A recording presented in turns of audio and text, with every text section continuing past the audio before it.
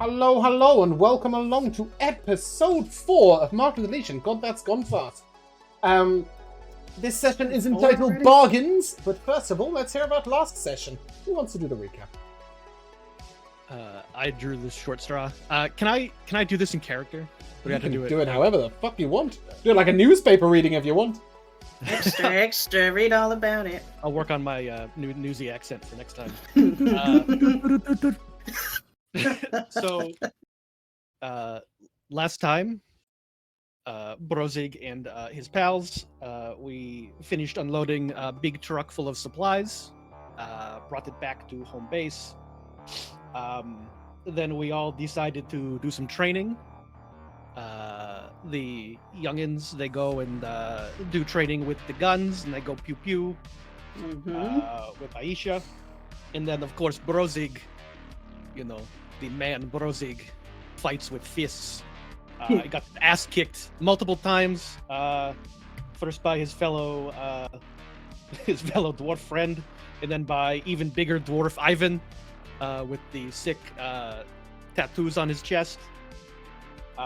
Then our good friend Dylan gave us quest to go check on his mother in the mole tunnels. She was living with her, what we thought was no good boyfriend Rex, drug dealer. Turns out maybe not so bad of a guy. After that, we talked to Alania, and she gave us another mission to go on, to go to Groverside to meet with Vikeza, who is a member of the Preachers of Peace. He is a person that is she. Who's Vikeza? What is Vikeza? He, definitely. He. Okay.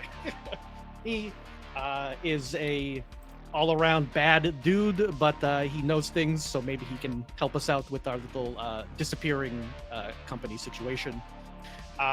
We also did see through a crystal ball that our building is still there, our old company building, Focus Tech. It is now a new company called DXX. They make screws. Mm-hmm. Sound like a stand-up place. DXX, screws and bolts.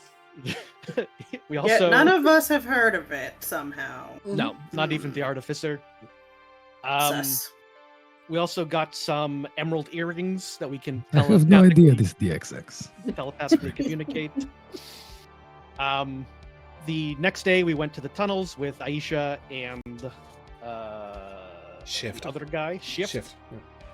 We went to the tunnels. We were accosted by Street Urchin, who gave us Burgertron coupons and tried to rob us. That you were? It was fine. We made it underground, and we met old friend of Del's, whose name I've already forgotten, but he was very... Hetty the Goblin? Hetty. Or the Paisley, wasn't it? We met the Kobold first, who led us to Hetty. I'm Paisley. Hetty, yes. Yeah, everything was going poorly. Cyan. I wrote cyan. I couldn't tell if it was the color or the... No, that's his name. It is both. I mean, it's both, yes. Both, apparently. So cute. We heard about something growing in the tunnels that is clogging up tunnel 6 and 7 and expanding some sort of eldritch root horror above our pay grade. Very concerning. Above our pay grade for now. Then we met the cutest meth cook in all of the tunnels, Cinnamon, singing a little tune to himself, making meth, or making all sorts of drugs with his little fire newt. We learned a little about the Red Cult, who is growing the root creature. We decided not to help them. I'm just going to clarify. Okay, I've got a couple of clarifications, but I'm really going to clarify. The Red Cult worship him, they're not growing him. Well, they're letting He's growing on his own. It's growing, they're worshipping him. Like, I want to make that so that's a really necessary distinction. They want to relocate him, though. Yeah, Either way, they want to help him relocate, yes. Yeah, which I might want to do at some point. We met Sly, the poor junkie, former friend of Del. And we met Rex, who, even though he had cool shades and a cool leather duster, turns out he actually was a cool dude. Really loved Dylan's mom. Lived in a little house with doilies everywhere. Turns out Dylan's mom is in Fantasy Life and will be there for the next couple months. Vulgo was very upset about this. Fuming. Very upset. Brozzig had to calm him down before There he is. So the reason why I didn't looks so remember, cool. I forgot to ping him, is because he's in other. Because although he lives in the tunnels, he's not a mole rat because he's too tall. So that's why he's not on the mole rat. So just to clarify why he's where he is, would it be easier for you guys if I put him in the mole rats section, just so that you remember that that's where he lives? I guess because that's where he lives. Sure. Yeah. Okay. Yeah. I associate with them. Okay, Location cool. based. I'll put it better, there. Yeah. He's mole rat adjacent. Again, pretty cool guy. He just sells drugs to rich people. So you know what? Good for him. Entrepreneur. You know, getting jobs to the people of the tunnels. They are hard off. We found out Dylan has half brother named Jacko. That we may get in touch with. Not sure. We, after leaving him and talking about how great Dylan and his mom is, we went to Dell's old village in the tunnels. We met Big Marge, who was giving out soup. It was delicious. We found out Dell's mom left the country after being visited by Alexander, who is also the one that warned us. And then we left. Never has one man be so used in his life. Yeah, we visited Hetty's workshop and then got delicious lunch at the Burgertron. That you did, and Burgertron is where we ended, I believe. Yep. I do want to make one other correction. I may have given the wrong impression. Vikeza is known to be a really good guy. He's a really good person. You definitely did not give that impression at all. He does things. Yeah, I thought he was does like an things that, like the underworld good of the. kind of No. He lives in Groverside, which is like where a lot of nice, genuine people live. He's got like lots of side interests. What you are told is never make a bargain with him. He will always come out on top. Yeah, that's not a good person. That's pretty sus. Yeah, sure. I mean, think of him as like he's a good guy, stand-up person, but a bit of a ruthless businessman. Is that a better way to put it? I understand what you're saying, but Okay, cool. That's a bad person. That's still a bad person. Sure, okay, but he's not like evil, right? You know he's not evil. No, he's He's got just a capitalist. questionable motives. Sure, okay, yeah. He doesn't like losing, I guess, is what we can say. Who doesn't? Exactly, see? So there's nothing wrong with him at all. Sometimes you learn more from. Oh, I tell you what, you wins. also haven't got a picture of Big Marge, have you? Oh, No. no. I totally forgot about that. We've been Let me using get our that- imagination. Let me get that Yep. for you. I'm imagining. I'm just upset her name wasn't Large Marge. for being honest. Ah, man. Period. Yeah, at least commit to the bit. Yeah, I'll get that to you. I've realized that I don't have that uploaded to Roll20. I've only got it on my end. As you sit in Burgertron, reminiscing about how Big Marge looked. Wow. There she's she is. beautiful. Complete with. So I remember the reason why I didn't upload it is I was going to look for another one because her ladle and stall is very. There's something that's strange going on there. But I sort of went, whatever, it's fine. Like we'll just leave it. So yeah, there's a Big lot of Marge. tomatoes. Yeah, she's cooking her. She's cooking her regular sticking soup. out of her wrist. But anyway, yeah, she does have quite a few. Don't talk There's about some, that. there's some AI mistakes. Basically, that's not sticking out of her wrist. It's just she's just got it in the Oh back no, of her it fingers. is. Yeah. So there's some AI I like discrepancies, her but tomato the and ethos onion is earring. correct, right? You get the idea, right? That's who she is. Yeah, I She's love big, her. she's ugly, she's got a big crock pot, and she loves everyone. Oh, great. that's... Okay, I cool. wouldn't say that. So you are wanting to head to Groverside, and you stopped at a Burgertron along the way. But after that, are you ready to monorail it up? Yes. Yes. Why not? I suppose. Wait, what was I right? So just a brief reminder that you are jumping on the monorail. You'll have to walk back a little bit, get to Darktown, Oh, to and see then you're Bacchus. jumping on the monorail to go around here. No, you're not going to see Bacchus, Josh. You're going to see Vikeza. You can see Bacchus. He lives nearby. The address, in fact, they are very close together. I Okay. don't have any notes about Vikeza. This means you didn't take any notes last session at all. No, I did. Look at all my notes. I took Okay, lots of so notes. Eliana gave you a Beautiful. quest. Are you sure those are notes from last session and not the session before? Eliana suggested meeting her friend Vikeza. Well. Yeah. Well, it all comes up now. He's gonna know about the gunshot, is what we were told specifically. Looks like he will know about. You did have. Yes, he's part of the good notes. Preachers of Peace. Yes. In If the only I Roll20 read chat. my own notes. Yes, in the Roll20 chat, I have put the notes for you. On, Yes. Thank you.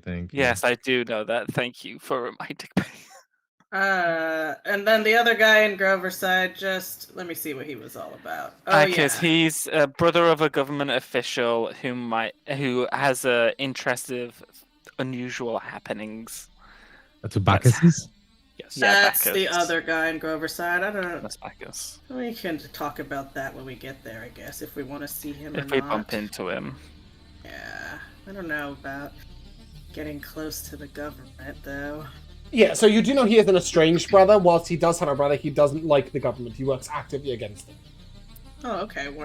But he also, you were also told, like, if he happens to be in on the fact that your company disappeared, then you would get fucked. Yeah. So that was the risk, right? Is you might want to sound it out or ask some questions. Obviously, I'm telling you that Vikeza might be a neighbor. He's also a source of information. Maybe he could be somebody you could speak to. Who knows? Yes. Let's talk to this Anyway, guy first. Um, as you enter Yeah. into Darktown, you turn up at Station 3. Where is mine? Like, oh my god! Like, Wow. Josh, That's your Josh, wow. you need to start talking to Rene on a weekly have- and getting We have like guest getting over wife though, so lessons. I'm just getting the residuals. Wait, what You need was wife lessons.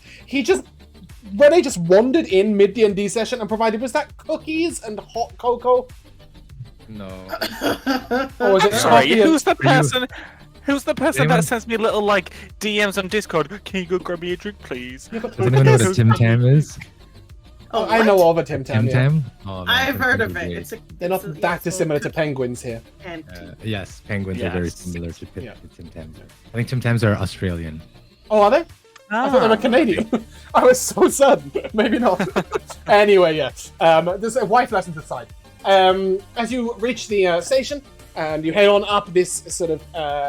so you remember elevators in this world, like decode you and recode you up at the top. As you stand on a platform, and moments later you're standing at the top of the monorail entrance. Nice.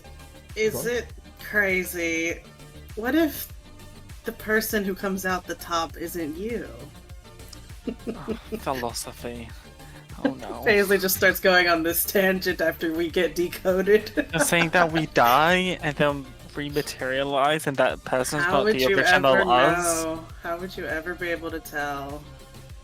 Maybe they are killing us and bringing us back instantly. Every time. No one's killed me. Vulgo goes a pale green. Pale green. Yeah. Okay. Oh, that reminds me.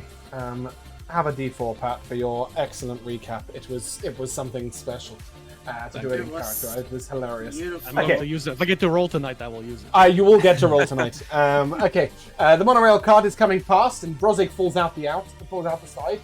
Make a deck. No, I'm kidding. Just straight hanging up. on. You want to roll? Flat on- Everything's gonna go wrong. No, I'm kidding. Flat in my face. Anyway, as this monorail slowly glides on up, you hear sort of platform 2 for the west side, platform 2 for the west side to Groverside. This is really confusing because it says west, but what it's actually going to do is go east and go round. But this is, for some reason, they don't seem to have a concept of north and south. So this is the east terminal and the other one is the west terminal, even though they are almost exactly in line with each other north to south. All this technology and not a single compass. Not a single brain. Regardless, you hear this sort of down for the west side, move for the west side, and this monorail, you're used to them not stopping, right? But you are at the terminus, so it will stop. Everybody will come off, and you see it was really rammed with people. There was about 25 people on this monorail, and they all What time start of day is spilling it, by the outwards. way? It's about 3 o'clock in the afternoon, maybe 2 o'clock in the afternoon. Okay. Okay. It's also the equivalent of a Thursday. It's a working day. So people are eager to get to the weekend. Well, yeah, but it's sort of, I suppose. It's a 7th day. Most people work all 10 days now. Oh yeah, of Uh, course. yeah. Yeah. But even so, people are spilling out, and it's in the middle of a work period, and you kind of think, what's going on? And they sort of look. They're wearing a few strange, large scarves, a few strange marks, a couple of back caps. If anybody is proficient in insight or has a passive insight of 12 or more, then they give me an insight check. Somebody's looked at their sheet and gone, I've got a 7. Alright, I'm using a card. That's just one of us. I'm using a card. Go on, Brozzig! Do Please not fear failure, but fear not trying. Wow, What a great inspirational quote that was for this particular moment. Does anybody else have any insight of 12 or over, or proficiency? All my 3 passives are below 10. And you don't have proficiency in insight? Nope. Then I got Brozzig the proficiency in Insightful. animal handling and persuasion. These people look... I got proficiency in perception. These people look a bit like they're trying to look like bad guys. Maybe a little rebel-y, but not in the sort of collusion sense of rebelling against the government, but a bit more like... I mean, you've been in gangs before. They're like a shitty version of a... No, they're a shitty version of a street gang. They're youngsters. They're wannabes. They're in their posers? 20s. Maybe. Yeah. With a 13, Brozzig, you get the impression like that a they're little involved hood in some specific business, but they're like the lowest rung Exactly. of it. Sure. Yeah. And you get the impression that maybe they've either been sent here to make some trouble, or they've just come from making trouble somewhere else. Oh, let's hope it's that one. Yeah, either way, they're getting off and you're getting on. So you're not going to see them, it's not going to matter. I avoid eye contact Wonder what they're up to. at all costs. No, they I say in the with telepathy, yeah, they are up to no good for sure. But they're low level shitheads, they're probably fine. Yeah. And just as the door is about to close on your cart, a little fella that you know comes running on to the Oh, to the shop. well. Oh, and he sort of looks around and he's like, "Oh, hey, can I interest you in..." Wait. I already have a coupon. Ew! Thank you. How are you doing? You were having a terrible day when we last met. Well, that terrible day has kind of been extended to a terrible week. But, I'm so sorry to hear we're it. rolling with the punches. Yep. Can't wait to try this fantasy life just as soon as I get any money. Oh, still struggling with cash. Well, you've got your monorail tickets though, right? Yeah, thank you. You were a big Yes, thank you for Not that. for today. Oh, that was 24 hours ago. Shift no, sort of we're jumping the reluctantly. train. Shift sort of looks over and, we've got our tickets. Thanks though. And he's like, hey, I don't know you. Can I interest you in buy one, get one free, 3 hours for 1 hour on Fantasy Life? Wait, that's more than buy one, get one free. That's 3 for the price of 1. 3 hours for 1. Fantasy Life. Only 1,200 credits for 3 hours for the best experience. Shift just sort of holds up his hand and, whoa. Name's Jerome. Did you call him sorry. Jeremy? That's So cute. Sorry. You can That's push just how I it to read it. Jerome if you want, but That's just it's how I Jerome. read it. I really like how you read it that way. Jeromeo. I love it. Jerome, Yeah. can I ask you a question as someone who's Oh, you so can. in the biz? Mm-hmm. Do you think that they're going to trap people inside this virtual reality? Oh, way to... No, kid. No way you're gonna get stuck. It's all well above the board. Past legal and everything. I think a lot of people trap themselves in it with a desire for things that they can't attain in their real life. But as long as you isn't take it in there- moderation. But there's currently an experiment going on to see if people can last like 3 months.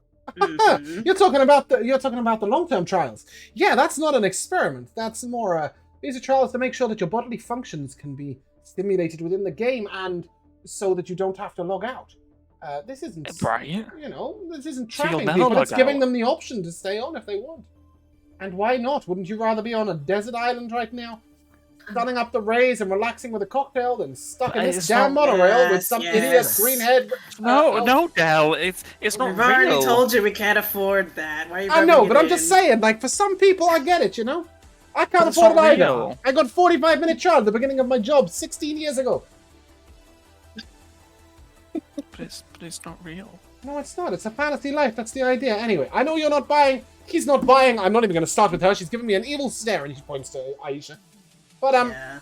I still got to get all my way to Groverside, so, would agree that, we're Wait, friends in passing, but, you're going to Groverside? oh yeah, plenty of customers there. Plenty of customers. That's cool. That's cool. You know anyone over there named Vikeza? Vikeza, big deal, no? Oh, Is he? you've heard of this Yeah. person? Oh, he's the Oh. man. Everyone knows Vikeza. Vikeza knows everyone. Now, what he actually does, not so much an idea. I once tried to sell to him. It didn't go so And? well for me. I heard he's a decent guy. Yeah, but he yeah. started like trying to negotiate, and before I know it, Uh, I'm selling Yeah, I him heard 5 he's some kind of coupons for one. businessman. I don't know. He was just super persuasive. Like, I walked out of there, completely forgot what I was going to say, and ended up selling him all sorts of stuff. Does this sound like he's like magically persuasive? A little bit. Do they have implants that do that? They must, right? Okay, they may or may not have implants that do that. There are lots of people who have implants against any sort of magical charming or suggestion, though you'd assume a street salesman is not one of them. No. But assume magic, not implant. You would know that that's more of a magical thing. That makes sense. Okay, well, we will be on our guard. We were already warned not to make any deals with him, so... Oh yeah, thanks for but he's alright. He's a confirming nice guy. Served me some of the best coffee I've ever had. When I was doing my door-to-doors. Invited me in and everything. Plush sofas, the lot. Fabulous mansion. Mansion? Oh yeah, everybody in Groverside lives in a mansion. Mansion, you say? Oh yeah, Okay. totally. Beautiful place. Yeah, then why are you over here in Darktown in the slum trying to sell people there? I'm not selling to anyone in Darktown. Yeah, no kidding. That's my point. Why? What? You live here? Oh yeah. Right on, brother. That's the best I can afford, you know? Yep. What's Fellow the places to working live class. in Darktown? So this is your afternoon commute, then. Oh yeah, it's I make more sales in the evening. That's how we caught each other at midnight before. You know? Cool. Well, I hope business is good today. Thanks. Me too. And Jerome sort of, you see him sort of take a seat, like not wanting to be rude, but also wanting to give you guys a space. He takes a seat on the other side of the cart, sort of letting you guys decide where and when you want to sit. There is nobody else on the ride currently, but at the next station, a very large and sort of thick-jawed half-orc gets on. And you see him sort of having a very angry, silent conversation. Occasionally he mutters to himself, but it's clearly all telepathic. And he's clearly in a furious argument with someone. What race did you say? He's a Sorry. half-orc. Heavy Is set, he thick-jawed. bigger? I mean, is he taller than Vulgo? Yeah, he's about 6'6". Huge shoulders, very muscled. He's wearing sort of jeans and a sort of slightly dirty wife beater, and a large leather jacket on the top. Dang, He's a half-breed. this guy sounds hot. Yeah, he would do, except from the chin upwards. He just looks like a brick with a painting of a picture on it. He's got no Oh, neck. that's right. Yeah, he does. He has almost no Nice. neck. His face is proper square. He's got huge, He's No got the neck edge. actual huge teeth actual that stick crop out. build. The wide pug nose. You know, the long sloping forehead. His hair is like a good mile away from his eyebrows. Yeah, he looks like a brute. As a full-blooded orc, do I know anything about half-orcs? They're not particularly uncommon. They're not looked at brilliantly in Corcross, where you're from. But over here, they're very common. Half breeds of all sorts are, interspecies relations are very, very common in Urxos. But there aren't that many races where a person who is a blend of two races will show features of both. For example, if a Genasi has a child with a human, the child is almost always born as a human. They might have like a slight affinity to a certain element, but they just look like a human. Wow. I was just going to say, can you imagine being the disappointed kids like, my dad's a Genasi, I look like this. Yeah, similarly, if a dwarf and a halfling parent, it's a 50-50, you come out as one or the other, you never look like both. You might be a bit stumpy or a bit, thick-jawed, or your feet might be a bit large if you're a dwarf, but in general, you take on almost all the persona of one or the other. Half-orcs, half-elves, half-dwarves. There are a couple of other that I can't think of right off the bat. I mean, Brozzig is half dwarf. Yes, and looks entirely like a dwarf. Wow. Why are half orcs not looked on well where I'm from? Because orcs are the primary and best race and supreme race, Ah, and it's anybody a else bit is of a just race diluted. What kind of supremacy racial going on. stereotypes does Vulgo know about half orc? Not Yeah. much. Where you grew up, basically, the only thing you would know is that sometimes they called you a pastel as a kid, which basically, which basically refers to your skin being paler than. Your skin isn't, but referring to it as if your skin is a lot paler than a traditional orc, meaning you would be a half-breed, because you don't act like a full-on orc, because you're not into wrestling and wanting to punch everyone. So they call you a pastel. I'm no better than a half orc. Occasionally in Orcish they have a word as well that's even worse than that, that basically means chalky. Wow. Which is another one for the same thing. But anyway, and Yes. this half-orc, nice brute, having an argument with his wife on the telephone. And it is quite fascinating to watch his face sort of contort with anger and his little mutterings, even though you've got no idea what he's talking about. And after about 8 stops, it's just the 2 other people, him and Jerome. After about 8 stops, fine, go on. I was just going to ask James, how long has this train ride been? 35 minutes. It is 35 minutes overall. Right now you're about 10 minutes in. Can I just be spending some time trying to fiddle around with my tools? I want to sort of create a listening device as per my inventive feat. Yeah, okay. So Hedy obviously gave you a few like raw materials. So you don't have to spend anything out of that.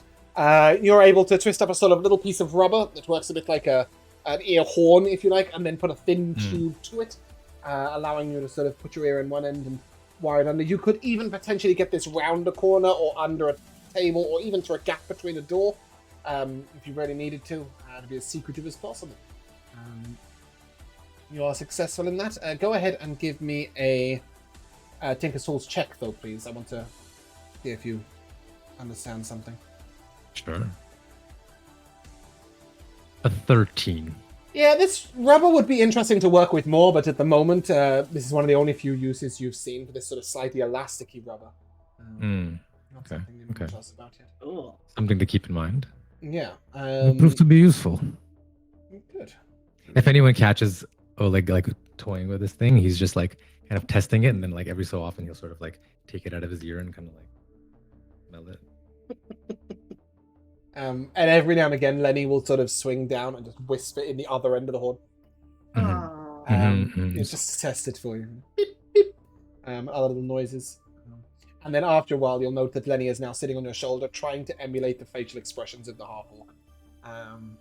Oh, wow. In a minorly entertaining show. Anyway, your Cute. monorail is going to rock into Groverside. You've been to Groverside once before. You know this is an arty district. Ooh, so nice. So a lot of people here are painters, creators, etc. But there is a slightly an area of Groverside that you haven't been to, where you know that it's much more spacious. There are huge mansions. Mansions are incredibly expensive in Anakesia as a whole, especially in Tetris. However, because this is a little bit more suburban, there is slightly more space. As you arrive down, Jerome sort of gives you a little wave and heads off. And this is the sort of place where you'll notice people dressed a bit more unusually. Whether that's being punky, whether that's wearing really old-fashioned clothing, whether it's sort of your typical hipsters in their corduroys and their long I was coats. just about to say, this sounds like It's the hipster very district. hipster. And it's all about sort of people who believe that they go away from the mold or are different to the traditional citizen of today. I bet there's lots of coffee shops around here. There are some great coffee shops. There are lots of artisanal pastry places. There are people standing around offering to do paintings of you. There's all sorts going on. It's a hustling. Plenty of bustling places to write your stage plays. 100%, yeah. You are literally in the artist district of Paris. One thing that is lovely, though, is it's one of the few places with a lot of greenery. So you will see that there's like trees growing here. People have hanging baskets outside. They're not artificial. No, they're not. They may have been artificially grown or artificially enhanced to grow a bit quicker, but they are They're definitely not like living and white real. inside. They're not wives inside. No, and I said, but there's no like wires inside. No. The plants don't have any wives or wires. They are just natural. How sad. They are just natural. But you'll see lots of these sort of baskets and stuff, and different lights are placed inside them. It's a very pretty district. And as you walk down the cobbled streets, are you going straight to Vikeza's place? I don't see why not. Yeah, I don't think we have any other business anywhere else. Like, unless we wanted to explore Groverside a little bit, but. Wow. In the bright sunshine, you are able to see this spectacular mansion outside. It is all glass, and yet you get the impression that there's something not quite right about it. If anybody has a passive perception of 10 or higher, they may give me a perception check. I think I do. If anyone has an arcana of +2 or more, you may also give me an arcana check. Wow. Two very different things. This is a serial killer's dream house. No, that's a 5 on my perception. Okay. I'm distracted. 22 on the It's too arcana. shiny. Brozzig, did you also perception me? No, I can't. Oh, no, I can't. I cannot perception. Love that. Yeah, you get the impression that something's not 100% natural about the view, but you're not sure what. Oleg, however, your view is totally taken up by something different. You'll see this sort of river, it's the best way of putting it, running around the house. You can see it here. It sort of almost looks like a swimming pool. It's running very, very fast. It is a bit like a moat. But as you look more closely, you see that there's sort of like, you can almost see under it to some sort of basement. It's very interesting, but it catches your eye. And what was your arcana check? 22. Amazing. As you look at it, you realize it's just not real. There is a large amount of illusion about this water. And you're then thinking that maybe other parts of the house might also be slight illusions. And as you arrive at the front of this mansion, the mailbox opens at the front and shouts at you. Yeah, stop gawking! Oh. Sorry. Apologies. Is this the residence of Vikeza? Visitors? Yep. Perhaps, yes. Boring! Yes. And the mailbox shuts. That's Oh it. my gosh. I knock on the mailbox again. I don't deal with visitors! I've been letting them to tell you to go away if you're gawking! Okay, sorry. Should we knock on the door? I don't know. And it mailbox shuts down again. Forget the mailbox. It knock does on seem the that door. is the correct answer. Okay. Yeah, as you head on up to the door. Let me just turn this down a little bit. After a short moment, a robot butler is the best way of putting it. A tall, thin automaton. Oh, wow. It's wearing a tuxedo, but it is all metal. And it sort of takes a low bow at the door. And, greetings. Might I be of assistance?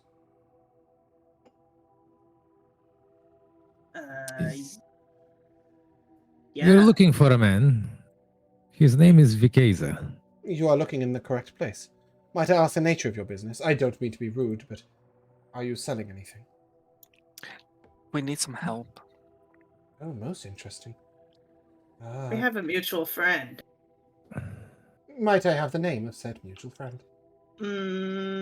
Aliana. He takes a little bow and one moment.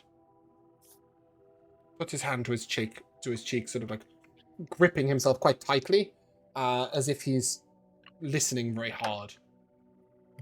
My master will see you. Please come in. And as soon as you enter, you will realize that the furniture and the sort of view you could see through the window is not correct. This is a beautifully flashy place. It's lies. Yeah, it's perhaps it's very similar in style, but it just gives privacy to the person inside. You can't see what the people are doing. In fact, Del, you've got a pretty video gamey mind. Go ahead and give me an insight check with advantage. Wow, okay. Insight, you said? Insight advantage. Oh, wow. Well, that was a 19 on the die, so a 19. Nice.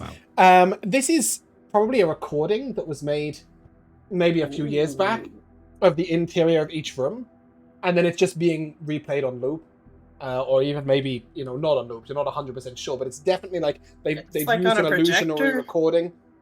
Sort of. It's actually being played by Holographic? hundreds of like, little tiny Yeah, that's LEDs. the word I meant. No, it's more so like the actual windows contain like LEDs.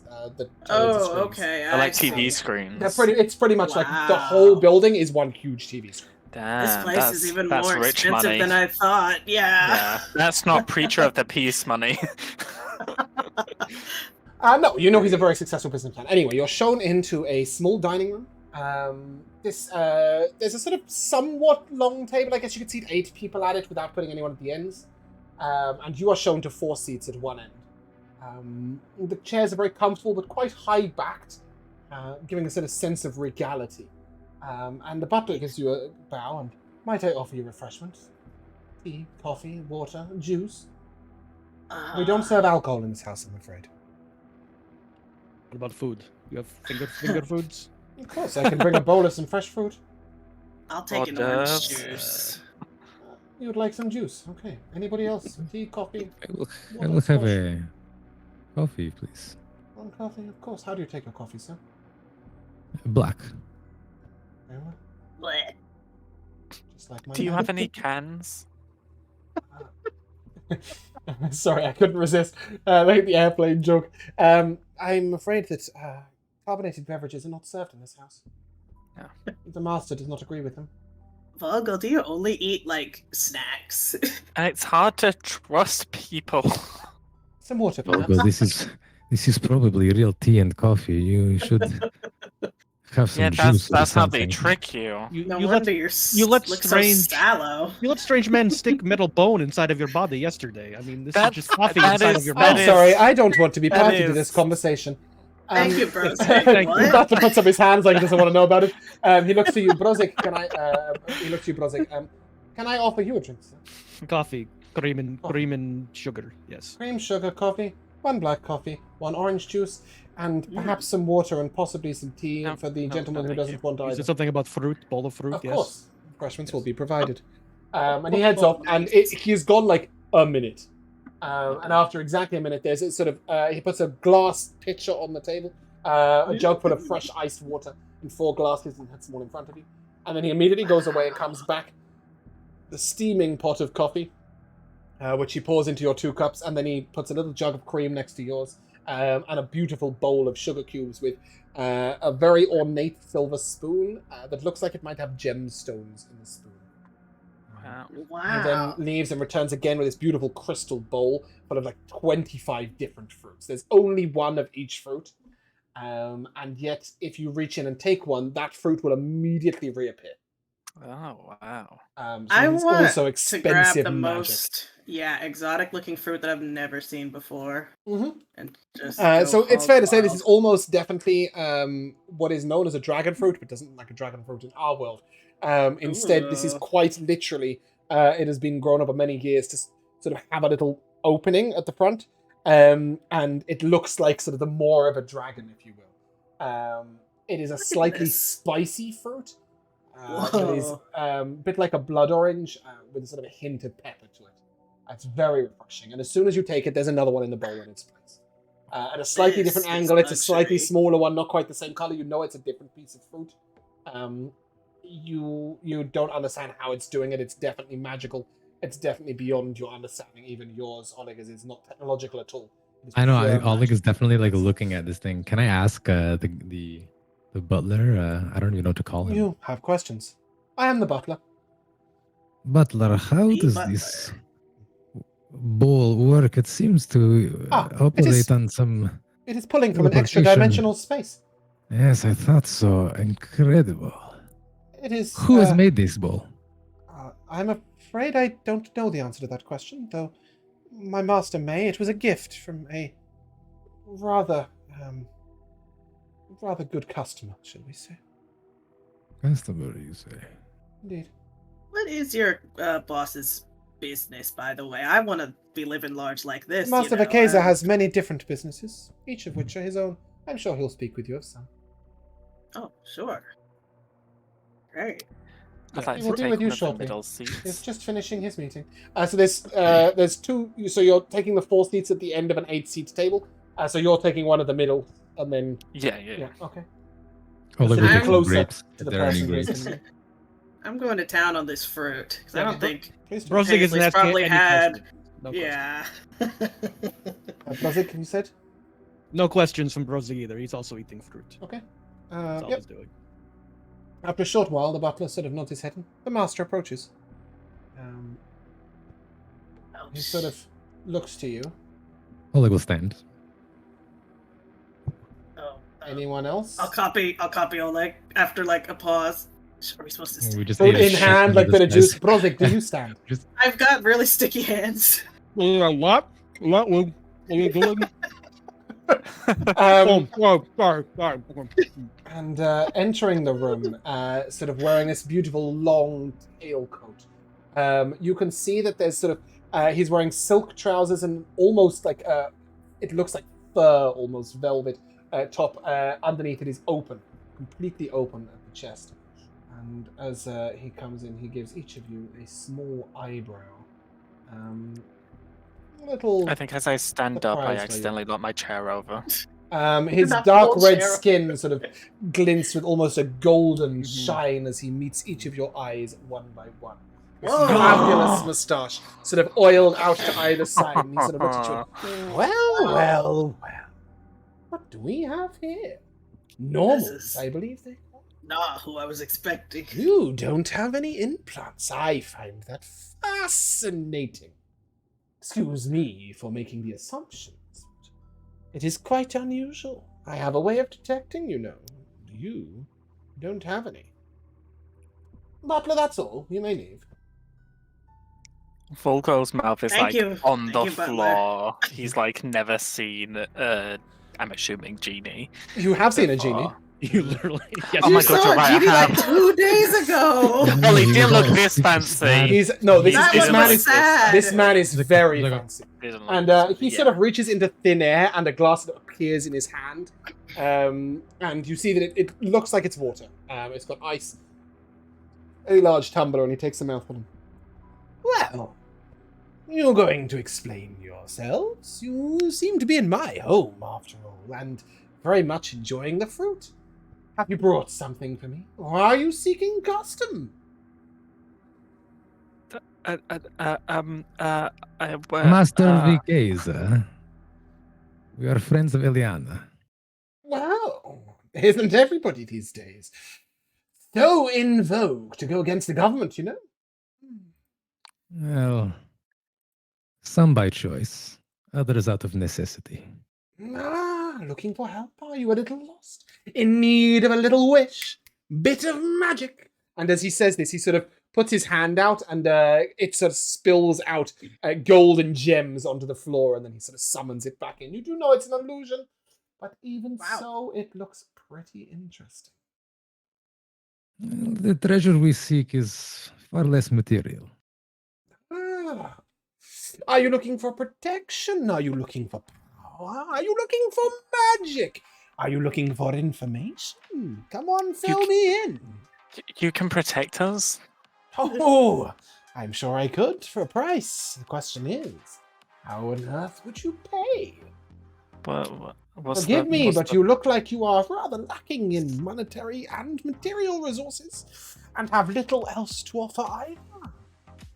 I don't mean to be rude. I'm merely making an observation. It's true. It is, of course. Never question it. Vikeza only speaks the truth.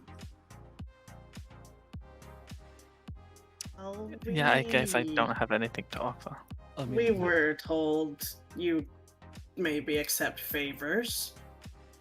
Oh, indeed. Well, not for protection. That would be rather expensive, especially if you've got powerful enemies out there. No, not Whom protection. Are you seeking protection from your friend here, the orc? Might I have some names? It would seem strange to call you the orc for the remainder of our afternoon. Simple information, Master Vikeza, is all we seek. Well, that is yet to be seen. Your friend is most definitely looking for protection. Please, a name! I need a My- name! I'm gonna Del. put my hand on his I'm Del. over Vulgo's mouth for a second. Put my hand out, but then I put it back. Sorry, my hand is sticky. I was eating a lot of fruit, but Do any of you have a name? Del. I see. You are worried about what you share with Vikeza? Information might get out, is that what you're thinking? Renowned for information, I might pass your names on. And pray, how are such pitiful creatures so interesting? Who on earth could be seeking your name? Well, we shall go nameless for now, shall we? So tell me, Orc, friend of Del. He gives you a wink. From whom are you personally seeking protection?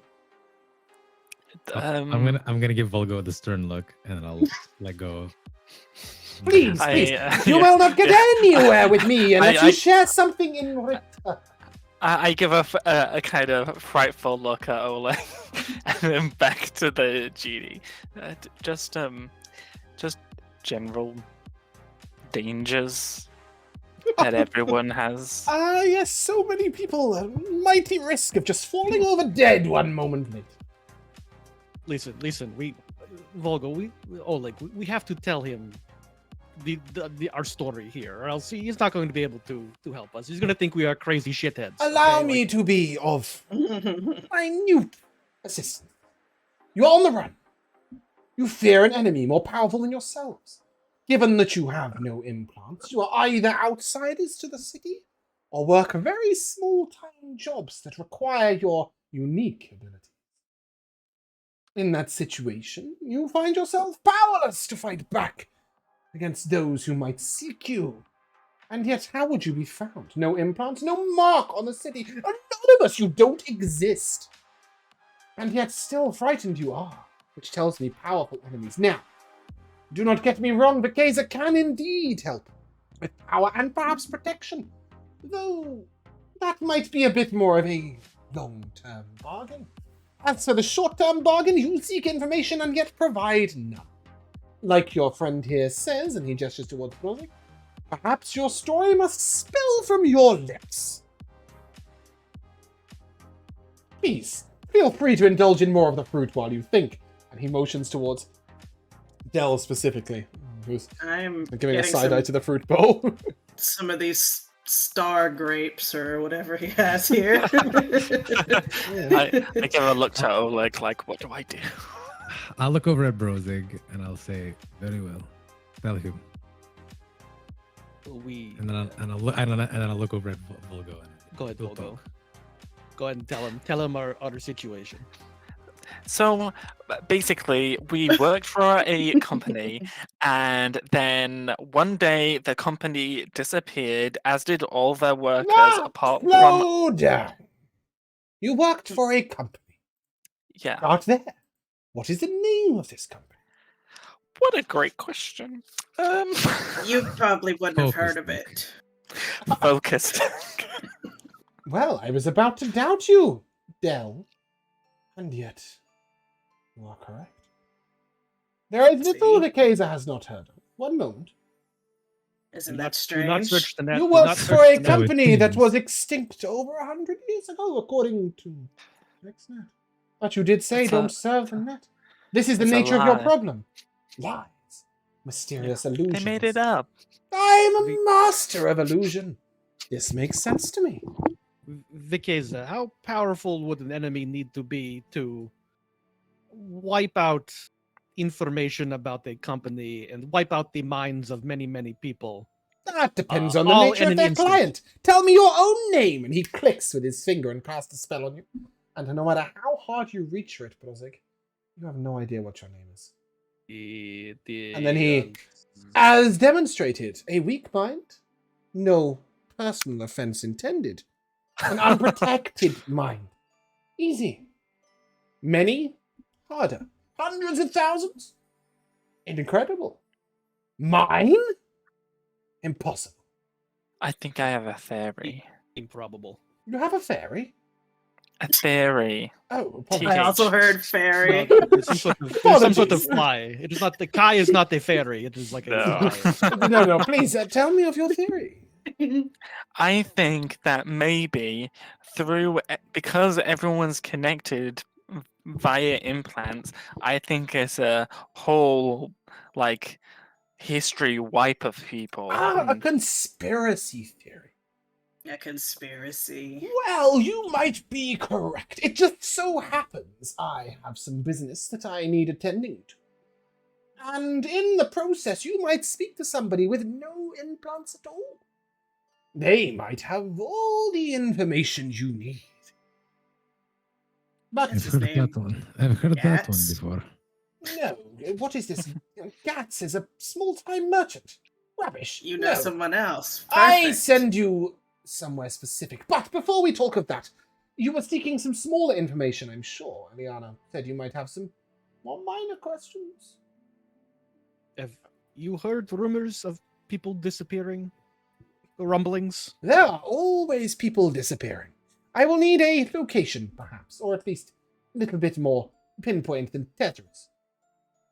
I give him the name of the guy that we met at the very first session, who I can't remember, whose driver Vikos? disappeared. Oh yeah. Oh, right, yes, sorry. Master Vokenbert's Warforged driver, who vanished, yes. Yes. Ah, yes, I did hear of that. Though somewhat unconnected, I think. Yeah. That's political urgings in the Siphon, I believe. Terrifying, but probably not involved with you. That being said, you mentioned somebody else, a Loxodon. Oleg mentioned Vikos, right? Vikos. Hmm. He was just a neighbor of ours. I think Just we a know what he neighbor, and is. yet, where is this neighborhood? Oh, shit, What a was it? great question. Okay, I will help you in that if you click the cast list, it's literally not cast list, sorry, the group notes. I believe it is literally right at the top, the address. Ulmore It Estates. couldn't be any more at the top. Yes, Ulmer Estates House 732. It's in big letters. I did hear of a man gone, shot. And yet, when they found him, he had no job worth speaking of, no record, no implants, no nothing. He was a little like you. Invisible, Oh. yet found. Poor guy. Ah, you did not know that he had met his demise. Well, I was maybe hoping for A the tragedy, best. and he sort of bursts into tears. And then he sort of clicks his fingers, and you can see he's not in the slightest bit bothered. He Oh, is merely great. using his illusions. And he sort of looks over at you again, and but we were speaking of business. Business indeed. What could someone like you do for someone like me? Well, as it so happens, I mentioned to you a longer-term bargain. An arrangement where I provide power in exchange for minor assistance. Somebody else took this bargain. Oh, yes, they did. Yes, they did. Rickson Hines. He is taking shelter. And it just so happens that the man he is taking shelter with, the place he is taking shelter, is the place where you might find someone with no implants to speak to. Rickson Hines was asked by me to steal from this very individual I mentioned, a fiend named Yorsh. You know him, do you? I have heard rumors, but No. never. Not me personally. Wonderful. Well, anyway, Yorsh has no implants worth speaking of. Some fiends do, but he does not. Nevertheless, I asked Rickson Hines just to seal a minor trinket for me from Yorsh. And to what I understand, he told Yorsh that he had been asked to do this by me and is taking shelter with him right now. You must find him and convince him that he has reneged on our deal. I need my talisman back. Why would he do that? Why indeed? When such a fabulous deal it was, so much I was providing for, oh, so very little. He did ask him to steal from a demon. Is Yorsh? He is in perdition. No. Oh, yes, that is where he resides, in the Church of the Faithful. Mm. A good place to be. I know. Dangerous place to visit, but of course we'll provide some protection. The butler will go with you. Ooh. Is that all we'd have to do? Visit him, retrieve my talisman, or convince him to go through with his mission. Stop by and have a chat with the friendly fiend Yorsh, and find out about whether he knows about your strange disappearing company. And your service is complete, unless, of course, you wish to enter a longer-term deal. I do offer those. What is your longer term deal? He claps, and this sort of out of the sky falls this long, sort of ornate scroll box. And he passes it over to you, and I call this, if I may, the Order of Vikeza. A long-term pact here detailed below other things you may gain. You might be able to see permanently in darkness, whether magical or not. Retain a bond with an unusual or magical creature. You may gain magic. I look to, as he says that, I look to Kai, who's like sat on my shoulder and tuffle his hair with my Just finger. like that, but closer. Mentally attached. Telepathic magic will be at your command. The power to raise the earth. The power to summon a genie yourself, to create wishes. To perform vast magical deeds. Well, in time, of course. We'll start off small. What do you want in return for this? It says there, line 4. Small occasional favors.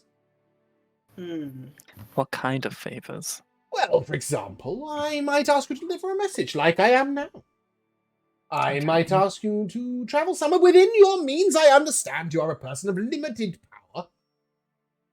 I might ask you to retrieve items from time to time.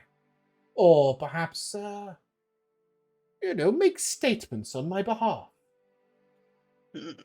I might ask you to retrieve items of monetary value, occasionally without paying, or making a better bargain.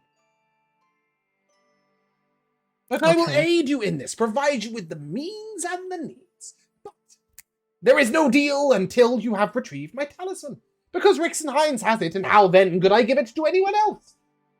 I do not need thousands of patrons, only the 2. Not So patrons, you have another one? patronees, I guess, whatever the other word is. What is a person who is... Sugar babies? Yeah, let's go with that. That's what I have do written have here, because I couldn't an think of a word either. What about an inheritor? I like that. I like that term. I have one other individual who I have made this bargain with. Suffice to say, if I was to divide myself in 3, well, there just wouldn't be enough Vikeza to go round. But 2 I could do. I have one individual who is very much at my service. I would like to keep them a little bit of a secret, if I might. Just like, in return, Mr. Orc of no name, I would keep your identity a secret, should it come to that. But, alas, we rush ourselves. First, a small favor. Retrieve my talisman, or convince Rixenheinz to continue his patronage. If, of course, you do convince him to continue his patronage, well, there'll be no vacancy for you, but that's by the by. Of course, if he won't return his talisman, and you do wish to take upon my patronage, then you might facilitate the butler's extermination of the creature. I do not appreciate theft of my object. So get the talisman or kill him, yes, pretty much. Okay. Get the talisman or kill a fiend. No! Kill Not a Rixenheinz. fiend. Rixenheinz is no fiend, he's pathetic. But if I Useless. kill Rixenheinz, Without my then I magic, don't he have is to get... nothing. So if I kill him, I don't have to get the talisman. Rixenheinz has the talisman. Think pact of the talisman. Rixenheinz took a pact with the genie. The genie gave him a talisman. Yeah. If you want to take a pact with the genie, he needs his talisman back. He's been asked to steal something from the fiend, you don't know what. Oh, not the Oh, talisman. okay. No. Right. I thought it was the misunderstood that. talisman he was trying No. to steal. He's got his genie pact talisman with him. I see. The genie wants it And back. just to slightly metagame a little You can bit. metagame as much as you want here. If I was to take the pact with the genie, do I get other pact boon options, or is it course. just the talisman? He told you he could facilitate a bond between you and a magical beast. Other things, yeah. Okay, cool. Ooh, cute. I've got you. I will not I've got remove you. any of your class features. Cool. Okay, you can always Cool. take the ones you want. I know, guys. I'm kind of What liking did this you ask genie. Rickson to steal from yours? A minor trinket, nothing important. This information would prove quite helpful to us if you wish us to succeed in this But it's task. so. Make me a persuasion check. I'm gonna mentally say to Vulgo also. This guy asked his last guy to steal from a demon. Just that doesn't bother you? Of all You don't know what people? level he is. He might be level 18, Mr. Rixenhines. Anyway, what was your persuasion check, sorry? 15. 15. Sorry, go on, Josh. I'll message Del back and just say, I read the contract. It seemed legit. Just send a message here and there. Go Perform to this occasional place. favors is all it says. Very Yeah, but vague. then I'm talking about the examples he gave. Yeah. Everything else on the contract is super explicit. It says things such as taking a pact with another individual will result in the nullification of this pact. Stealing from Vikeza will result in the immediate termination of your life. All sorts of other things like that. Going against his political views in public will result in the immediate termination of the pact and potentially your life. Well, he's against the government. So am I, so that's fine. You should be fine. Endangering or impacting the provocation and generational fortitude, which doesn't really make any sense, but he says it anyway. Provocation and generational fortitude of the preachers of the peace will result in immediate extermination of your life. There is a lot of will result in immediate extermination of your life in this contract. Yeah. As well as a lot of immediate extermination, immediate termination of the bargain. Or of the pact. But anyway, he says, well, Rixenhines, Church of the Faithful, you go and get my talisman back. Do bear in mind that I have retracted all power from him. So he is fairly helpless, I would assume, though he may have a gun. Well, I have a gun. Who doesn't nowadays, right? Me, I don't believe in them. Hate them. Why have a gun when you can do this? And he's going to throw a fireball at you. And it reaches sort of the middle of the table and just explodes into your face. You take 0 damage. I cower under the table. That one always gets me. The butler hates that trick. Oh, well. Yes, anyway, as I was saying. Down to perdition you go. Scoot, scoot. I don't know how you'll get there. The butler will escort you so that he can protect you from any physical attacks. I'm sure your two friends who are standing outside looking a little lost might also assist you. But, if you die down there, I genuinely apologize. The butler will return immediately to me. Okay. Right. I mean, that seems fair. So if you have any way of getting down there more safely, or you know anyone else who might facilitate your journey, I suggest you use all aid you can. Do you want the butler or not? Yes, please. Yes. Very well. He has no opinions and is mighty good at killing people. My name... You're I'm required. so happy. Your name? You're going to share your name? Wonderful. Hold on. Wait for a moment. And he sort of rises up into the air and he sits down, sort of kneeling in the sky, slightly forward on the table. He takes out a pair of binoculars and a large ear horn, and he looks at you and listens out. Well, I was actually just gonna ask, does he have legs or is he like smoke from the torso No, he has down? legs. He has legs. Okay. He's wearing a beautiful pair of leather pants. Silk pants. Wow. Leather pants? Silk pants. He's not wearing leather pants. He's got his binoculars out, his ear horn on. Go on, you were going to regale me with your name. It better be good. I've been waiting all afternoon. My name's Vulgo Fink. Crickets. Well, it could have been worse, I suppose. You could just be called Del. Well, I was being cautious. No, you think that's my whole name? What, the whole name? Please, I'm on the edge of my seat. And as he says this, the seat sort of rises up and tilts to the side. What's so your he is whole indeed name? Leaning on the edge. Can't I just have one name like you? Vikeza, Lord of Flame, actually, is my entire title, but it sounds ever so ostentatious, so I try not to use it too often. I am, however, very much a Lord of Flame, as you saw before. Here, catch another one. He throws I'm not another falling for fireball that at you. a second time. You stand there, Vulgo flinches. I flinch a little bit. Well, I suppose that you better be going. Do feel free to take another piece of fruit. I'm sure you're dying of starvation right now. do that.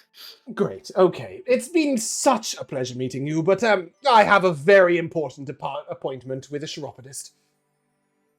Are you particularly ready to leave now? Go on, off you go. Butler, you're going with them. You're visiting Perdition. Have a nice time. Wow. If they die, leave them behind and return immediately. I'll take an apple with me. Good. Green or red? Green. Cute. You leave with the butler with? Mm-hmm. Yep. Just a reminder, the butler is entirely made of metal and wearing a tuxedo. A tuxedo I'm- medal also. Oleg will be poking and prodding at this butler the entire time, basically. So Oleg, you should have asked for a little tuxedo for Lenny. I feel Oh, like you missed should have thought of missed that, opportunity. Oleg. I will fabricate his own tuxedo. Don't worry. Guys, how are we? Are we doing this? Are we going to Perdition? Is this? That's a great question. We can go to Perdition? You hear Aisha sort of quite excited at the bottom of the stairs Hey as you come up. guys. Oh, I love it down there. Sorry. Here, I'll give her a dragon fruit. Wow! There Yeah, you that go. guy had some These are crazy nuts. fruit. Hard to get hold of these, you know? I've never seen this in my life. Wait, Aisha, do you know your way around down there? No. Shift does. Oh, okay. Shift. I got Tell some us friends about- that can come down with us if you need. I can grab a couple of extras. Old friends who used to work down there. We're not. We're hoping not to cause any sort of ruckus down there. You want to cause no ruckus and you brought that guy? He nods towards the metal tuxedo-wearing You- butler. Have you ever heard of demon named Yorsh? Maybe. A bit more information, maybe? He lives at Church of the Faithful. I know the Church of the Faithful, yes. Has no implants. Eh, Large. most fella. fiends don't. Sure, I believe it. The Church of the Faithful is renowned for helping individuals in need. Perhaps that's you. Well, we've actually been sent to retrieve a man or a thing from a man. Perhaps. Yeah. I see. Vulgo Alright, is just making deals. With That's the everyone. pay? Or something? This Or was something. Eliana's Wait. friend. Didn't Eliana say to you, whatever you do, don't make a deal with this guy? She sure did. she said- Well, Eliana's often seems wrong. Who am I to judge? Sure did. He sort of shrugs his shoulders and is like, your funeral. Oh, fuck me, By the way, man. I did go and get some art of the butler. I forgot to go. Whoa, it's like a Terminator. He is just a robot in a Oh, different... man. Terminator. Oh, I thought he was like more like dapper looking, like. No. He's just literally metal wires with a tuxedo. Trying to pick a good patron's the hardest thing in this world. Well, you've got a couple more to meet. Toddle on to Perdition. Yeah. Are you interested in going via Nyla and getting in sort of that way, where you were given an in to Perdition that you knew would be safe? Perhaps an escort? Or are you interested in trusting... I mean, Shift will bring his two merc friends anyway, but like, do you want to just go down blind with no real lead? Well, the thing is that if we take too many people, we're gonna look like We're gonna look like a we're posse. looking for trouble. Yeah. Shift sort of looks at you, and if you've got another way in, then, you know, I can leave the merc friends behind. There isn't much that Aisha and I can't handle, but the butler here might be helpful. You fight, Oh, he's and the coming butler with us just for sure. literally shows you that his eyes can do lasers. Whoa, very cool. I am well prepared for combat. Should we go the safe route then? Yeah, I think so. Yeah, You want so to visit Shift, Nyla? If it has been a long time since you've been down there, Oh no, I was down there 2 weeks ago. Oh wow. Okay. Aisha doesn't know her way Aisha's around so different. much. But me, I know my way around. I just tend to keep to the same areas a lot. You know, the safer Mhm. sides. Truth be told, I just like to drink down there. Really? Fair. Yeah, it's good. They got good drinks or Uh, what? Either of you ever heard of a She's strong. tiefling named Nyla? I know Nyla. Shift sort of gives you a dodgy look. Give me an insight check. Wow. I mean, you mean an inside check for me? Yeah, please. Is it actually my insight check? Do I It's have a to make negative it? I've got a wisdom of 3! The -1. Oh, literally, that is the roll? Is a -1? Is it that one? Yeah. Literally. He gives you a strange look, and you get the impression that, like, maybe he's worried you might be in trouble. Or, like, how you got to know Nyla. But you don't really... Yeah, that's your take on it. Hmm. What of Nyla? Well, this is our contact, our safe route. If you Oh, okay, right, yeah. Yeah, Nyla definitely knows her way around down there. Great, you can introduce us to her. That's gonna be awkward. You guys Hold on a used to be a thing. No. No. No, Nyla and I used to work together. In Perdition. I see. I dropped from the group to join the collusion. Bad blood. I then. didn't join. I didn't leave out of choice. Look, she fired me. She was my boss. Oh, well. Anyway, she's good at what she does. There's no question about that. Come on, then. I know where to find her. Shall I take you? Perhaps your natural charm will win her over. Brozzig laughs. Yeah, or perhaps she'll like Aisha. We can just hope for that, right? Anyway, Nyla's good at what she does. If you've got something for her, then she will help you most definitely. You ready to move? Yeah, let's go. Okay. Yes. Okay. So Nyla, let's try and locate Nyla for you.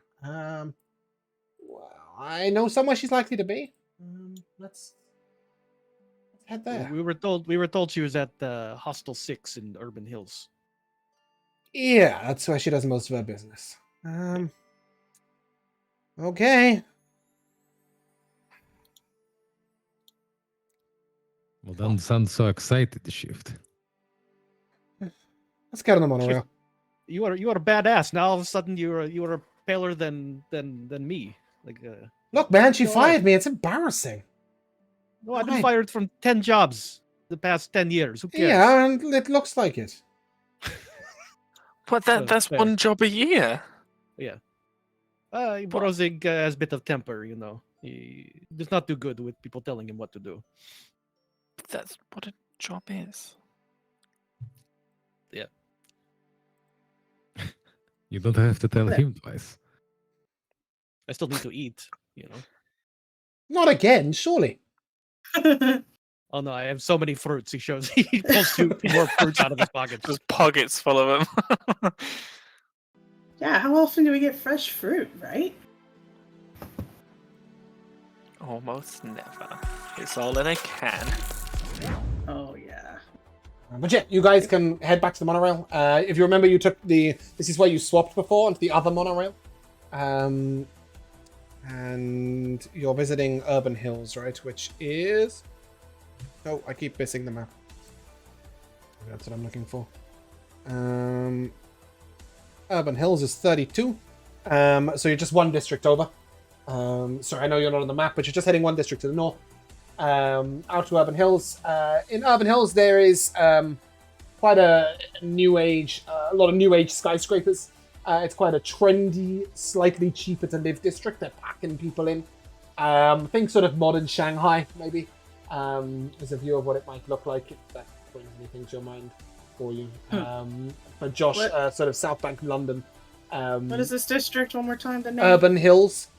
Oh, Urban Hills. Okay. Sorry, I can put you on the district map if that's easier. 32, Urban Hills. Okay. Yeah, it doesn't take long for the monorail to pop there, and when you guys are sort of halfway there, Shift is going to drag you down like a high street. And he buys himself a sort of backwards baseball cap, and a pair of shades. Very cool. Yeah, it looks like the world's worst disguise, if we're being honest. Yeah. So Now just a I'm reminder, roasting him. Shift currently looks like this. Yeah, he's already got Changing the shades, sunglasses. changing the shades, and putting a hat on is not going to make him look any less like Shift. Wow, Anyway. where did Shift go? Eventually, you turn up at this this small bar, and you are able to head on in. And when you go in, Shift very confidently heads up to the bar and says, "We've got an appointment with the dark side." And the bartender sort of looks at him and do you know the currency? Shift sort of nods and yeah, I know the currency. And with that, he leads you guys to some stairs to take you upstairs. And he knocks very gingerly on a door and then steps to the back of you immediately. And you just say, yeah, come in. As you head in, I'm just going to put us on a slightly less weird page for you to be on right now. I picked it a second ago and then I forgot about it. Oh, did that stop the music? Oh, didn't know that could happen. Anyway, you enter a room and you see a woman. She is a beautiful looking tiefling, large horns, is wearing a sort of leather jacket, and so this amazing hair just everywhere behind her. And as she sees you, oh, who the hell are you? Hi. Wait. Part the way. You. Yeah, Shift, our friend. She pulls out a pistol, aims it at him, and is like, didn't I tell you the next time I see you I'd blow your fucking head off? Oh my god. He's like, yeah, but like, these guys have business with you, and I just happen to be looking after them, and I can't, like, ditch them as a bodyguard, and, like, it's just part of my job, and, like, I was with the collusion. And she's like, yo, shut the fuck up, I don't want to spill blood on the floor anyway. Alright, the rest of you, who are you? Put your hands down. You look lost. Rabbit boy. Did you get... We are... Sorry. Yeah, I'm Nyla. My name is Oleg. This is friends of mine. Right? Shift is our bodyguard, not friend of mine. You're gonna die. Just to make Although- it clear. He looks quite formidable. And she nods towards the butler. Yeah. Anyhow, we seek guide through perdition. And Alright, great. Would you like a side of 60,000 credits for that? well, apparently we have information that you desire. Good. Now we're talking. Proper deal, proper bargain. Alright. Where do you need guidance to? The yes. He just Church of told the us the Faithful? name. Church of the Faithful. The Church of the Faithful. I can get you there, but I can also maybe hook you up with somebody who can make sure that you're always safe down in Perdition if you want. Depending on how good your info is. My boss is a big player down there, let's say that. Your boss is... Move on. Uh-huh. Yes, of course. Our information is of interest to him, yep. Now we are talking! Is it gonna get him richer? It is involving money. I don't know how much is involved, because I'm small time. That you are, girl. At least you know it. Alright then. If your info's good, I'll show you to Lubon, and he'll owe you a favor, which means you'll be safe in Perdition. If your info's shit, I'll show you to the Church of the Faithful. If your info's false, I'll kill you. Is that fair? I'll check with the group. We trust that AI, right? In telepathy, Brozzig's like, Thikgrik hasn't led us wrong yet, it seems. You're right, I think we have to trust him. Okay. As Deal. you're having this conversation, she sort of... And you just hear Aisha, yeah, no implants. Whoa, alright then. That's different. Why do you need protection? Right. Wow. Deal. You have a deal. Info first. Robinson. Robinson! Does this name mean anything to you? 6 million credits is what it means to me. Oh, that's way more than I... Yeah.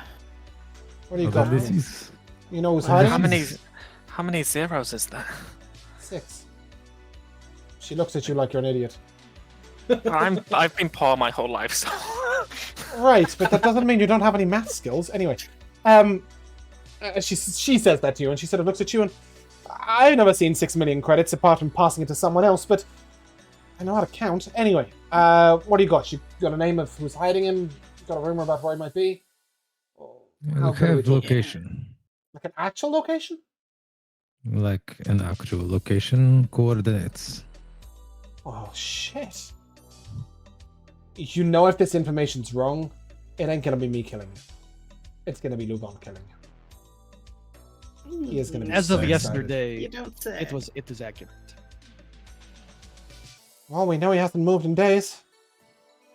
Alright, give us the address. And when you hand over this address that you don't know what it is, you've literally got a street name and a house name, and you've also got the name of a girl. Or a woman, perhaps. Mrs. Appletree is what you've been told. And yet, she'll know it as not a name of a person at all. And she realizes that what she's been given is the password, effectively, to how to get into this place. He is hiding, she will tell you, with the siphon.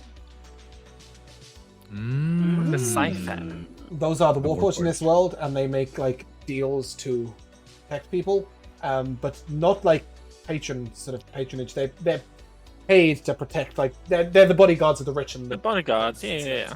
But if they're hiding in siphon places, she sort of looks. I didn't even know you could get people non-Warforged in there. All right, well, like I said, I'll gladly show you to Luvon, but they're not coming. He nods towards Shift and Aisha. You can bring the automaton, but it's your info, not theirs. They're collusion. Luvon don't want to mix with that. And if I'm deadly honest, they weren't going to protect you from shit. Wow. I mean, they've done good job so far. Shift is stand up man. Yeah. I didn't fire him because he couldn't shoot his gun. I fired him because he's an arsehole. But down in Perdition, especially from people like Luvon, they ain't going to protect you from shit. They're two people in an army. Or some severely important individuals. So, best for their sake and for yours that you leave him behind. Besides, I don't want to walk with him. He annoys the shit out of me. Well, Aisha, you okay? You okay with this? Aisha sort of. I don't think she's going to take me shopping in Perdition. No, it's just sort of. Nyla looks at her and, girl, if you want to go shopping in Perdition sometime, you come look me up. I like going shopping. We can have a chat, but not with these guys. They are fodder. Wait, what? You guys, you're fodder. If you start taking you to shops in Perdition, everybody's going to ask questions and someone's going to kill you. We'll take safe routes. We're not going shopping! Dude, you are skittish! What's your name, anyway? I looked at Oleg. You need permission to give your name? Damn it, what's wrong with you? She sort of moves forward and her tail wraps over her shoulder and sort of pulls you in closer, Vulgo. And she puts her hands How quite intimate. seductively on your neck. You can tell me your name, little boy.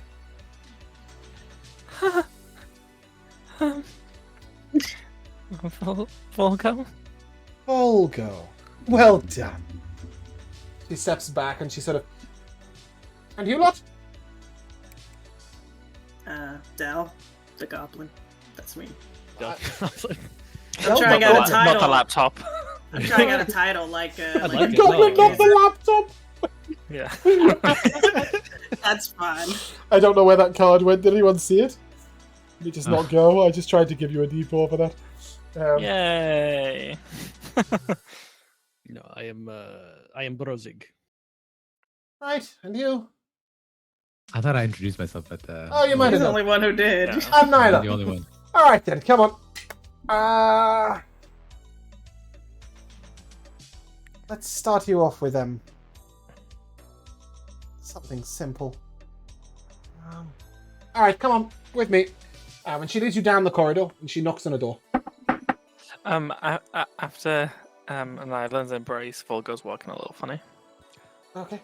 Before we go, do Shift and Aisha or Aisha? They're gonna head back Yeah. home. They're gonna head Oh, back home, or jeez. they're not gonna stick around They're gonna head back to and the wait for collusion. us? Oh, Well, that's what they've been told to do. And Shift's like, well, you ain't got a They way of can't even stick communicating with us, around? have you? I was gonna say, like, do they have comms with us somehow? When you go down, you're not going to come up in the same place. Nyla sort of looks to Aisha and give me a deets. I'll let you know where they are and you can come pick them up. Well, we aren't children, but I appreciate it. In Perdition, you might as well be. Ugh. In fact, some of the kids in Perdition have much better implants than you've got. We've got none, so. Yeah, that'll be that, right? And yeah. Anyway, all right. And she knocks on a door down the end of the corridor, and a guy opens the door. This is Jerry. He's a fairy. Wow, hey, so He's cute. got beautiful wings, and he's wearing a suit. And he's sort of about 2 foot tall. And he flutters up in the doorway. And hey Nyla, what do you need? And she's like, I need some of those rings you got, the red ones. Quick sharp, if you don't mind, I need 4. Oh, okay. And he sort of flutters across the room, and he opens a box, and he gives you 4 of these little rings. Just pop them on, and should be fine. Thanks. What is it? What have I said? Nothing. What's wrong with you, Rico? What have I done? That's what Josh said in the chat. It's in reference to Jerry. Oh yeah, okay. Sorry, I hadn't realised. Oh, that's just me, right? Anyway, so he gives you 4 rings with little red gems on them, and encourages you to put them on immediately. What are these? I'm assuming, I haven't been told, but I'm assuming that you're heading down to Perdition. And when you go down to Perdition, there are lots and lots of things that go whoop, whoop, whoop when you come through, unless you're wearing one of those, at which point you're under Louvain's protection, and therefore, things don't go boop, boop, boop, and people don't know where you are. That sort of thing. Also tells people to stay the fuck away from you, mostly. Wow. I will. I put it on. Yeah, put the ring on. Oh, God. Say less. That's right. You guys see no changes. What happened? You do see that Nyla's sort of rubbing her eyes as well. Right, no implants. You're shining all bright like a big ball of red light. It'll dim down in a couple of seconds. It's a sort of stay away mechanism. She looks to the butler, and the butler just, Cool. I do not need that. This is sort of, okay. Very well, I'm not going to argue with having you around. Are those laser eyes? Damn. He's cool. Do these give protection indefinitely, even after today? That's up to Louvain. A, whether you're wearing them, and B, whether they still work. I see. Okay, quick sharp now. So, you've never been to Perdition before, I assume? Correct. Nope. I have been. Brozzig has been, but not in a very long time. Wow. Like 50 years. Family business. You can say that. Yeah, it was. I know a few bloodhounds. They're decent. Black irons, right? Black Iron. Yes, my bad. He sort of, I know a few black irons, decent people. All about family honor and tradition. You know well to God, though. Anyway, so how this is going to work, we're going to a place that looks a bit like what you might, or maybe you don't, I don't know. Long time ago, they had these sort of train stations, like, like the monorail, but underground, right? So down we go, whoop, whoop, whoop. Downstairs looks a bit like a train station. You'll find rails with no trains. There are some trains down in Perdition, but we're not going to be taking one. We're going to be taking what's called the expressway. The expressway is a little road that when you walk on it sort of moves you forward a bit quicker. It's going to feel really weird to you, especially as you don't have any implants. If you feel dizzy, just close your eyes.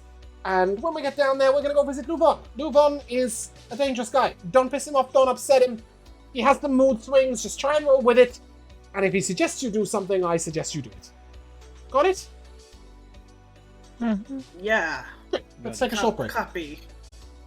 Okay, Jerry. Hello, and welcome back to the second half of Market Deletion.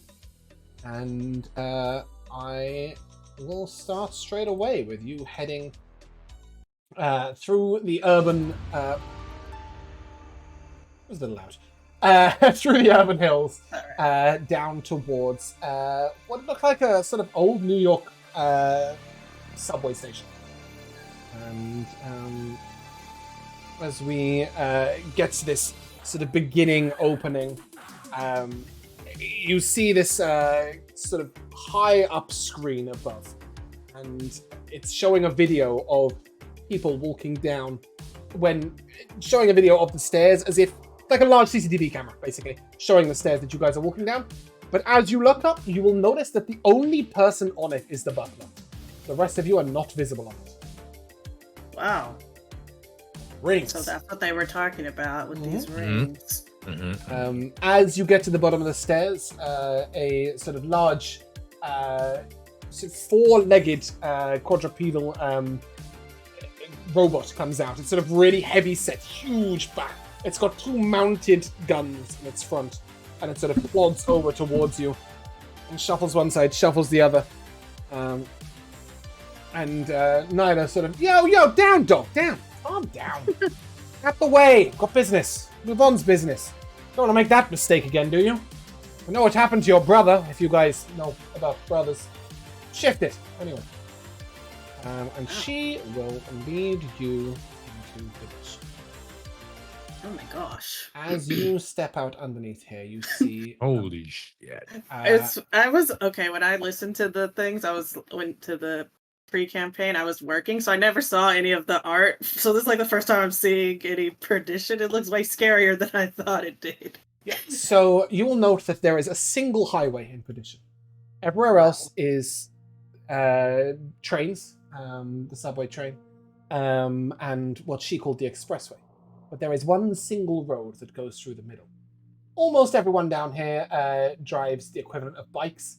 But there are some sort of the more luxurious and richer who do like to use a vehicle, and this is how they would use it. Perdition is a very, very large place. It is the size of Anakesia, perhaps even larger. So you know it goes on forever and ever and ever. But you're going on the expressway.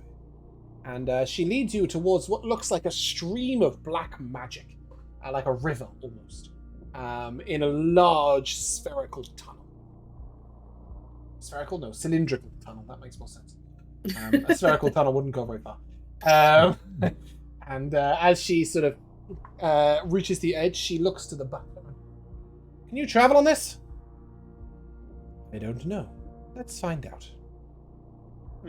And with that, she will, Vulgo, reach out to take your hand. She will take it in her hand. Yeah, hesitantly take it. The rest of you follow. Come on now. Nice, slow steps. And 1, 2, 3. And she steps you onto this stream of black magic. Oh yeah, totally. Oh. Maybe not for him. And she gestures towards the butler. But for you guys, definitely. Okay. And as you step into this strip line, you sort of streamline. Sorry, you guys sort of feel like you're walking in slow motion. It's like you're walking really slowly, but the city is whizzing by either side of you. And it's sort of like walking really glacially along a road and moving at. She will tell you we're probably moving about 90 kilometers an hour right now. 65 miles an hour ish. Those of us who believe in real numbers. You will notice the butler sort of looks like he's concentrating really hard. And she sort of looks over. You're holding yourself together? And he's like, with difficulty. I hope this journey does not take too long. What'll happen if you're, like, not cleared and you try to get on this thing? Cleared? No, it's not about cleared. Everyone can get on it. Getting off it's quite difficult. Oh. For those of you who aren't used to it. But don't worry, you got me. Okay. Oh, that is quite cute. And she looks up, and Kai is literally, like, clinging to your back, Vulgo, like, riding your neck, and sort of watching outside like this. You will notice that Lenny is headfirst down in your backpack. Has no interest in looking out at all. She will let you know that some more advanced AI struggle to hold their thoughts together on here because it's technology that's moving. Okay. Which is what he's struggling with, but Lenny's fine. I was going to ask Butlerbot why he was having troubles. He's a little larger, I suppose, so he's seen as more like a humanoid, whereas Lenny doesn't quite register in the same way. I don't think Vulgo's really noticed Kai like that. He's pretty enraptured by the fact that he's holding Nyla's hand.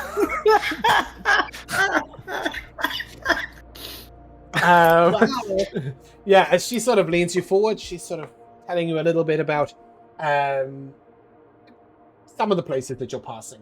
She'll tell you about her favorite bar, which is, I just need to click on the thing, which is called the Mainframe. She's a big fan of it, of that place. So there's really good music there. I got a couple of great friends there. If you ever want to go out for a good night, like I'll show you. It's a great time. You'll be loved in there because you're so unique. Anyway, and then just over here, like that's traditional subway. That's the way we'll be going later. And just coming up here, that's the Church of the Faithful. That's where you want to go later. But first of all, we're going home, I guess. So do you live here? No. You've been to my home. Okay. That's where you met me. Making sure. Alright. This is all just a lot to process. Brozzig, you've been down here? Not in Is the- it different than the last time you were here? It's quite different. It's always changing. Down Oh here. yeah, changes a lot. A lot of tech going on down here. This, however, not changed in a while. Alright, get ready. We're going to step off. Left-hand turn coming up in 3, 2, 1. And instead of leading you off, she actually sort of jerks her hand and you guys all feel yourself swept off as if she's done something telekinetically. It has almost forced you off the line. And then she steps down quite peacefully behind you. And you see sort of the butler goes down to one knee and sort of holds his head. I think I am fine now. I would rather walk back more slowly. His speech is a little more stilted than usual. But you will see that you are in sort of what looks like a bit of a sludgy river, I guess. You're just on a little walkway to the side. You see a single man looking out. You do see him on this screen as well, down the bottom left. A single man looking out. He's holding what appears to be a shotgun in one hand. He looks over at you, and Nyla sort of waves her hand, and crosses over and leads you to what looks like a almost palatial building. It's got sort of black tinted glass, like the tinted glass of a window in a car, but it's all over, and it's built up like this huge palace. And there is a vast entryway with an automatic door. It's an automatic sort of turning spiral door. And she leads you up to it, and don't hang about. Let's go in. Hey, Sorry. Nyla, what does Luvan do? What's he do for a living? I thought you got a little bit more street smarts than that.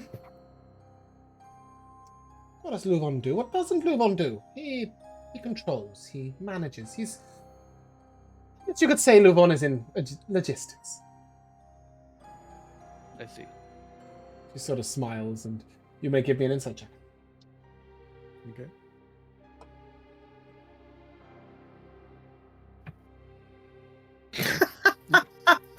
Nat one. Okay, cool. You haven't got a clue. He works in logistics. And why He's not? a mob boss. He's the mob boss. As you step in, you see what looks like sort of a hotel. And she leads you straight away to an elevator, and this is an old school traditional elevator. You step in, it closes behind you, and very slowly, the lift goes up all the way to the top floor. When you step out, it is onto beautiful, deep red, lush carpets, thick below your feet. The walls are painted almost pinstripe. It's black with thin stripes of grey at regular intervals. There are fabulous gold-framed paintings on the wall of old arts and castles and of various other demons, devils, celestials, angels along the walls. In one particular picture, there is an artwork of a black-skinned winged devil with his mouth sort of around the neck of what looks like a harmless human. And he's sort of tearing their body asunder. You can see corpses scattered across the ground in front of him. As she leads you round the corner, you see a man, a demon, reclining in a large, black, high-backed leather executive chair behind a bureau. You recognize this man as the fiend in that picture you just saw, who was biting another individual. Huh. And as he looks at Cool. you, he sort of Whoa. reaches over the table, puts his hand on the table. Wow. That is Zaddy. quite astounding. Nyla, you've brought meat. How sweet. Oh, you look so uncomfortable. Please take a seat. Nyla, arrange the seating. And she moves over to a panel on the wall and she presses a button which you can, if you're out the corner of your eye, if your perception is 10 or more, will see is a 5. And soon 5 seats sort of come out of the ground and swivel up and sit opposite. You can see that they are purposely designed to be lower than his desk so that you'll be looking up to him. I'm already looking up. Vulgo frowns slightly as Nyla takes her hand back. Huh. But My I'll take a friends. seat. How I very sit down. sweet. Well. What do we have here? You're not for dinner, are you? What a shame. So, how can I, the great Luvon, be of assistance? This better be good, because Snyder has brought you to my personal chambers.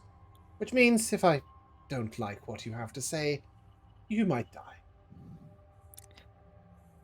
You don't really eat people though, right? That you know, that's Only the just. hearts. Oh, well, why didn't you say so? I shrink slightly in the chair. Yours is beating quite fast now. I can hear it. Marvelous. You'd make such a tasty morsel. But I'm sure Nyla didn't bring you here just to feed me. Come on, spit it out. No. Well, you see, Mr. Luvon, what we seek is just protection while we are in perdition. You are and what currently we offer wearing one of is- my rings. So Nyla thinks highly of you. Well, what we offer is information that I believe may be valuable to you. This better be good. Information for protection. Somebody has forgotten the deal terms. What is this information? I am getting hungry. Robinson, this name is familiar to you, I believe. You must well know it is to be uttering that scum's name here. And I'll simply slide over the piece of the coordinates that we have, whatever we have, the address. Oh, how quaint. We're working in paper now. Very well. And he sort of picks it up and is like, and then he's, wait, Paisley feels excited as embarrassed. I am, you didn't transmit that because you can't. Fascinating. We'll come to that shortly. He picks up the piece of paper. This better be good. We trust ourselves. Take them to the cells. Oh, wait, what? The what? The Actually, what? Were there more cells? They're very comfortable. I've just got to check your information's correct. Comfortable for what? Cells? Oh, Is there food? Will you be feeding us in the cells? feed them too. Okay. Nyla sort of shrugs her shoulders and I'll keep that one here. He looks interesting. And gestures towards the butler. Oh, thank God. You can stand in the corner and look ornamental. Doctor sort of nods. Yes, sir. And when he calls out these 2 huge dark red demons, sort of 14 foot tall, massive wings. If you know what a balor is, that's what they are. I can Paisley probably feels very small. I can probably pull one up for you actually, so that you guys can see a picture while I'm at it. Oh, that kind of demon. Bear with me a second. Oh, I'm Malthus? Yep, like that. Is how they look. 14 foot tall. In your Oh, chest. this guy. I Yeah, know yeah. him. 2 of them. Well, there's 2 of them. 14 foot tall. And they will take 2 of you and escort 2 of you each. They do not put hands on you, but they put them very near you. You'll notice that Nyla is currently reclining on a long, sort of large cushion on the floor in Luvon's room. And she begins to look very interested in her nails. You are escorted back to the elevator where you go down a lot of floors. And after a while, he leads you to what looks like a sitting room. It's a large living room. There's sort of luxurious sofas. There's a sort of grand table at the back with some. There's a drinks cabinet with some decanters and glasses that is open. And they gesture for you to head in. And as soon as you do, you hear some whoop, and looking behind you, you'll see this sort of see-through barrier has come up behind you. There is absolutely no way out anymore. And there's Balor. Who'll be here shortly? And then he goes over, Yo, Seth! Food for Thank you. 4. Cell 6. And after about 10-15 minutes, a tiny little imp comes along.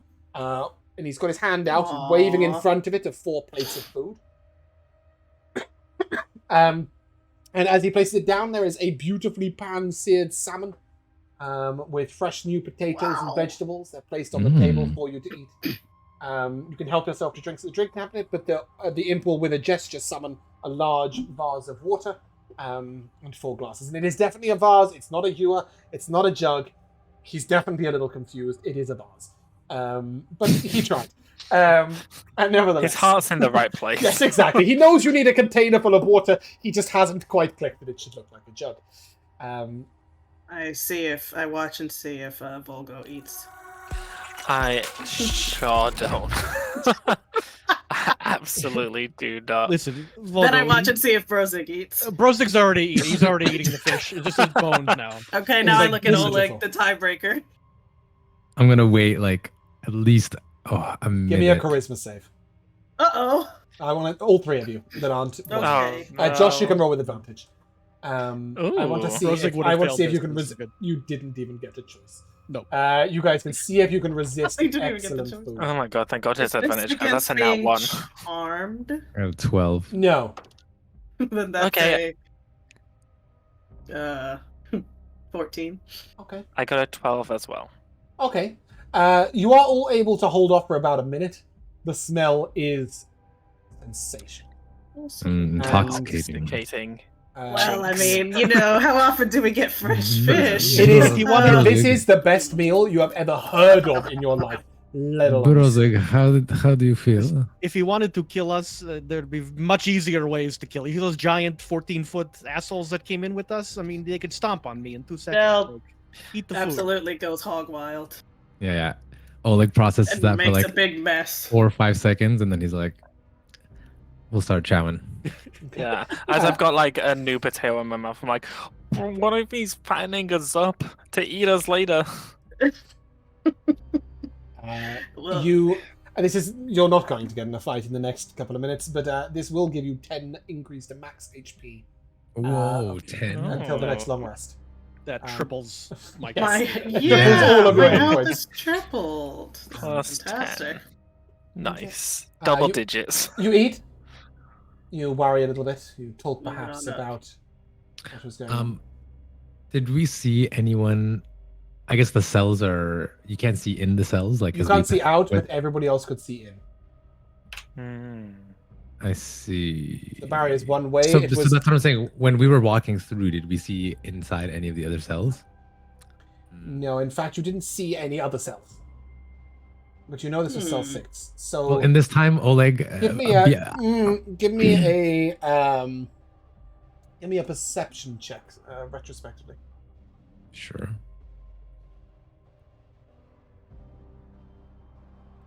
Oh no, it's 4. Ah. Yeah, you didn't see any other cells. You hate to see it. Well, It's now been an hour.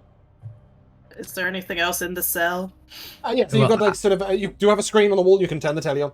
Oh, you do have- fantastic. I was gonna say I Let's want to start use watching my. something. I want to use my listening device on just like the walls to see if I pick up on any conversations being had. Ooh, I love that. Yeah, okay, give me an investigation check. See if you can find any spots where you can do that.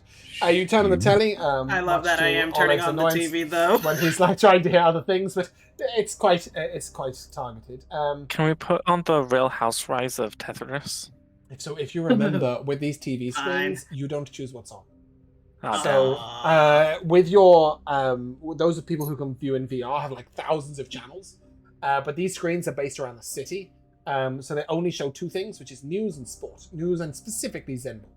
But luckily for you, you've turned on them in the middle of a match of the Krabers versus the Arrows. Okay.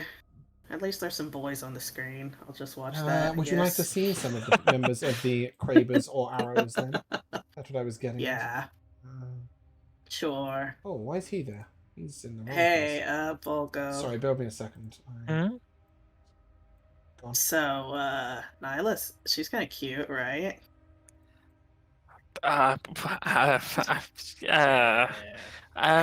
mean, I guess, I've not really, I I've not think really she know. liked you. No, Yeah. I don't think so. No, she's way too good for me. Well, I d- listen. You gotta really step your game up to get a babe like that. Yeah, I don't think I can. Not But at, I not at the think maybe moment. she likes nervous guys. You know, Then I'm perfect for her. some girls really like a guy they can push around, and I'm getting that vibe from Nyla. She can push me. Among other things. Wow. One thing worth noting about the arrow specifically is, unlike typical Zenball players, who are sort of fairly elegant-looking human-esque males with beautiful wings, the arrows are a little unusual. You've got a dwarf, a halfling, a beautiful male elf, and a female, one of the only females Zenball players around. Wow. That is their full team. Well, that's the reason you've got their full team on. And that's for Stan. They Is are Karaka the dwarf? Karaka the dwarf is That's Vogel. That's Brozzig's favorite player. Okay, even though you're a Diamond Stan, you like Karaka. He loves Karaka. Yeah. He got traded. It is worth mentioning that they are a team that you know to be associated with the Knut. They've got some, which is why I've concluded a little bit more information. In fact, I will just bring the straight. Interesting. So you've got Yuzo, who is a beautiful, very cybernetically enhanced male elf. You have Maya, who is the only currently, I think, one of the only two female Zenball players around right now. You have Karaka, who is, as mentioned, sort of very dreadlocked dwarf. And you have, who is probably the best player in the Zenball League, Laser. Laser is a halfling and is exceptionally quick. Wow, that's my second favorite. But anyway, as you luxuriate in the room, and watch it, Oleg, what was your thing? It was a 15. Okay, investigation, yeah. Eventually, you find like a little vent in the corner, and you can just hear some fairly low muttering. Some of it you don't understand, though you can give me an intelligence check to see if you recognize the language. And some of it you hear is, I always make the food. Got better things to do. I just he is whining about having to cook. You would assume it is the chef. You don't recognize the language, but you can assume it is some sort of fiendish language. You do know that guy was an imp. But maybe not. Maybe it's one of the other chefs in there, or one of the other people in there. Oh, it's a little tiny guy who's muttering all that? No. Tiny imp? No, it's not that guy who brought the food. Oh, okay. But you did see the imp come from the kitchen, so maybe he's talking to the imp or something. It's quite an intense game of Zenball. Goes on for an hour and 30. Get to the end of it. It's now been down pretty much an hour and 20 minutes. You watched it. Then it comes back to the news. And there is news of, you sort of hear this. Ladies and gentlemen, breaking news. Most recently, the Sci-Fen are considering breaking off into their own political party, or so the rumors say. That being said, we have no actual definitive news on this. In other news, Marissa is now top of the charts, and here's her latest song. This has been Nyla Quinn with the news. And subsequently, you see a young forest gnome. She's been in quite a lot of trouble recently for her very honest depiction of the world. And she sings a song that sounds a bit like a Disney song to your ears. All about how the downtrodden must rise up and make their voices heard, for everyone is worth something, and all that sort of stuff. She's going full light me. She's like, "Do you hear the people sing?" A little bit, but think more in the tones of like Frozen, in terms of the actual way the sound is. A magical version of Les Mis. Yeah, she's ballading. And then she finishes, and it reels back to the Zenball highlights. It gets a bit boring after a while. 4 hours pass. I start playing Snake on my phone. 5 hours pass. 6 hours. Yeah, I think I'm pass. gonna take out like a bouncy ball and start like throwing it against the I wall, think like catching it. Brozzig, do you think we're going to get out of it, friend? You know, how long does it take to, either confirm location or all he has to do is confirm, right? He's not going to kill him or take No, his they're money, right? definitely going to kill him right Well, now. they're going to, but I'll like, raise my eyebrow at well, yeah, they're Brozzig. going to kill him, but like, we don't need to get out. They just need to confirm he is there. Maybe that guy's really slippery and he's getting away right now. He said he was maybe. hungry. As you're like- speaking, the room rotates slightly, and 4 beds slide out on the side, and Oh, dividers between them. Wow. Carry They on. have a nighttime mode for the cell. It looks like we're here for the long haul. So, Right. you know, Well, I start getting comfortable. at least we are safe here until he comes back and decides to kill us. No one else can get us down here, not even whoever did this to us. Yeah, That's that's pretty true. Could I take out my laptop? Do I have any signal?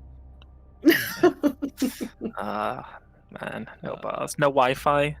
No prison Have we Wi-Fi. emptied the liquor cabinet? Is liquor cabinet empty by now? How long? Uh, No, not at all. There are like 12 or 15 decanters in there. Well, there's they're like 3 or very 4 fine less now, spirits. for sure. 3 or 4 Um, less. Oh, I don't think so. Give me a con save after half a decanter. Wow, what? This is strong spirits. These guys are demons. Yeah, but he's a dwarf. Brozzig is dwarf. Exactly. He's a dwarf. Heavy Dwarf ale, don't lots care. of drink. Yes, super I'm strong throwing spirits. I'm throwing an inspiration on that. There Heck we go. yeah. Know Brozzig. thyself and know thy enemy. Period. 1,000 battles, Brozzig. 1,000 victories. Unfortunately, this is not one of them. Feels good. With your 13, do you have advantage against poison? I do. Yeah. You may give me a dwarf. second con save. You can add the same 2 onto it. That's dwarfs, baby. Nope. With a 13, yeah, you get to like half of one decanter, and it's not that you're feeling sick. You're just feeling very, very sleepy. Wow. And Brozzig goes to take one more glass, and it's like, I need bed. I need to go to bed. No, this is some crazy demon wine. I cannot deal with this. I need a beer. Wow. Guys, if Give you me ever a seen medicine Brozzig, check. like, turn down a drink, I think that shit is spiked. I mean, these will put hair on chest Vulgo if you drink this, but they may also kill No, you in it's, process. this is definitely a form of poison. They are drinking a drow sleeping intoxicant with their It's dark. sleepy time It's tea. like black vodka and anesthesia in a glass. Oh my gosh, it really is spikes. Yeah, it is spiked. Exactly that. It's quite hard to get a demon drunk, so they have Wow. to go the whole hog to achieve it.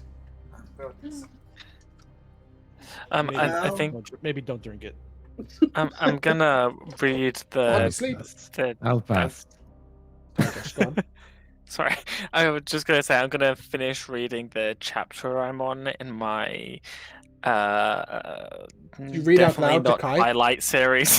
Did you read out loud to Kai? Yes, and I'll give him like a quick recap of everything. Like basically, it's about a vampire, and he's in love with this werewolf, and she's in love with this human, Oh, wow. and it's really is a this love triangle. triangle. Yes. I put up my headphones because I always hear Vulgo talking about this book in our thin walls. I'm tired of it. Brozzig is snoring so loud right now too. Like it's just a disaster. It's horrible. Maybe I will have the sleepy time tea. Brozzig and Del. You haven't got a huge amount of time. You've had a huge amount of time on your hands over the last few hours, and this morning you were training, or last night, sorry, you were training in the whatever you call it, collusion training base. Illusion? Yes, that's what I was looking for. As you sit there and you sort of think over the things you learned, you realize that maybe fighting's going to be something that comes into your life a little more now. I'd like you, as you reflect back on your training, to please choose a fighting style. Whoa. So I think Brozzig in his drunken, like sleeping, half poisoned state is just dreaming about getting the shit beat out of him. All during that fight. All during that fight. All during that training. That's all the training was him getting the shit beat out of him. It was mostly, right? There's something we need to choose right this second. You do not need to choose it this. Do we have a list? Okay. Yes, you. So you should have. You can use your character sheet, right? To add whatever you wish. I think there might be some extended ones for you guys. That alternate fighter had a bunch of different. Yeah, so I will link that for Mikayla as well. You don't actually need to decide this session at all. No. But in case you do wish to think about it in this session, I will ping it when it works. But yeah, you begin to sort of think over your training, and you know that maybe the key to being better in combat is to specialize in it. To focus on, one specific style of fighting. And that website just won't load for me, so hopefully... Yeah, I mean, I think about how I guess I was training with Dylan. Paisley's guy, kind of prides herself on her shooting in games, but he made a fool out of her. And yeah, I think that she really, sitting here bored, has been just playing with her slingshot a little bit. Maybe is focusing a bit on that kind of. There are a few. I don't know whether I will have to implement something if you're taking a alternative or custom one, but the link is in Roll20 if you want to open that up so that you've got it in future. To all the alternative ones, of course, you may take one of the basic ones as well, but over the course of the night, you will gain a fighting style and a long wait. A long wait. 8 hours pass. How do you sleep? Give me a... How are the beds? Are they comfortable? Super comfortable. Absolutely. I sleep great then. Deep, thick sort of mattresses with plush sheets, a heavy duvet on top of you. I think Oleg would be having trouble sleeping, though. I think he'd be trying to sleep with the one eye open, you know what I mean? Yeah. And when you sleep, you do dream of Luvon biting the necks of people. Ugh. That'll probably wake up. Yeah. Come morning, you're woken up by the sound of somebody shouting, "Food! Food!" And Balor is stood there and he's gesturing over 4 lots of pancakes with syrup and fruit. Oh. Breakfast is Thank you, Mr. Balor. Wow. Yes. This prison kind of rules. Do you have some mead or some beer that's not maybe alcohol that is not poison? And the window goes closed. Again, you can no longer see out the cell. Wow. You cannot put in custom order here. Another Maybe 2 you can hours put in a pass complaint. in the morning. Lenny begins tapping on every single brick in the entire building to see if he can find one that is loose. Although escape would be a terrible plan. And I think during this time... Go on. I was just going to say, Oleg would have just crafted some random mechanical device, maybe like a music box or a clockwork frog or something. Yeah, just to fuck around. Something useless at the moment. Okay. Sorry, go on. No, that's okay. Finally, after another 2 hours, eventually, the gate closes and Nyla is waiting for you. She looks at you. Ugh. She sort of hesitates and she's reading you, trying to work out how you're feeling. Took you long enough. Sleeping for 12, 14 hours. She sort of raises an eyebrow. Business takes time. I assume that you are well looked after. You're not here to let us out? You mean it's not over? Oh, I am here to let you out. Your news came in good and Luvon loves you! Come on upstairs. We are going to the express route. Thank God. Let's go. I'll pack Lenny up. And yeah, she will lead you upstairs. Back to that lift.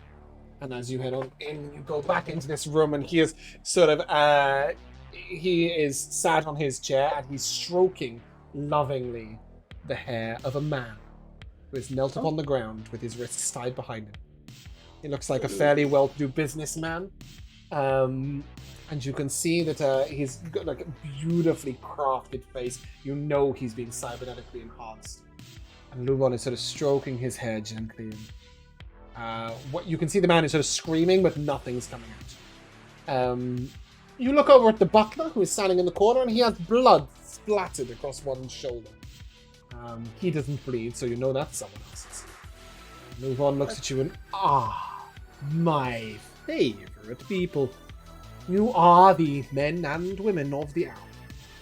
How on earth can Luvon thank you? How can I serve you? You have really made my day. I'll look down at the guy and be like, Robinson, I presume. Ah, yes. Robinson. He just sort of strokes his hair and he's got some amends to be making. But, well, we won't play with our food in front of the guests now. Neither, put him outside somewhere.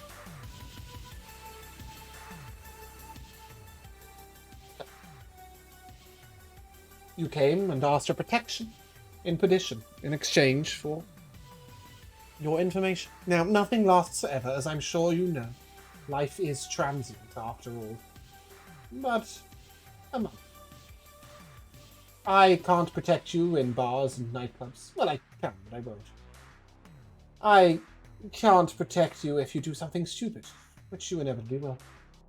I can't allow you to get involved in criminal business without being in risks. But if you are walking the streets, taking the subway, walking the space trail, which you used today, known as Hyper Passage, then those rings are yours to wear, and wear with pride. You have been ever so helpful.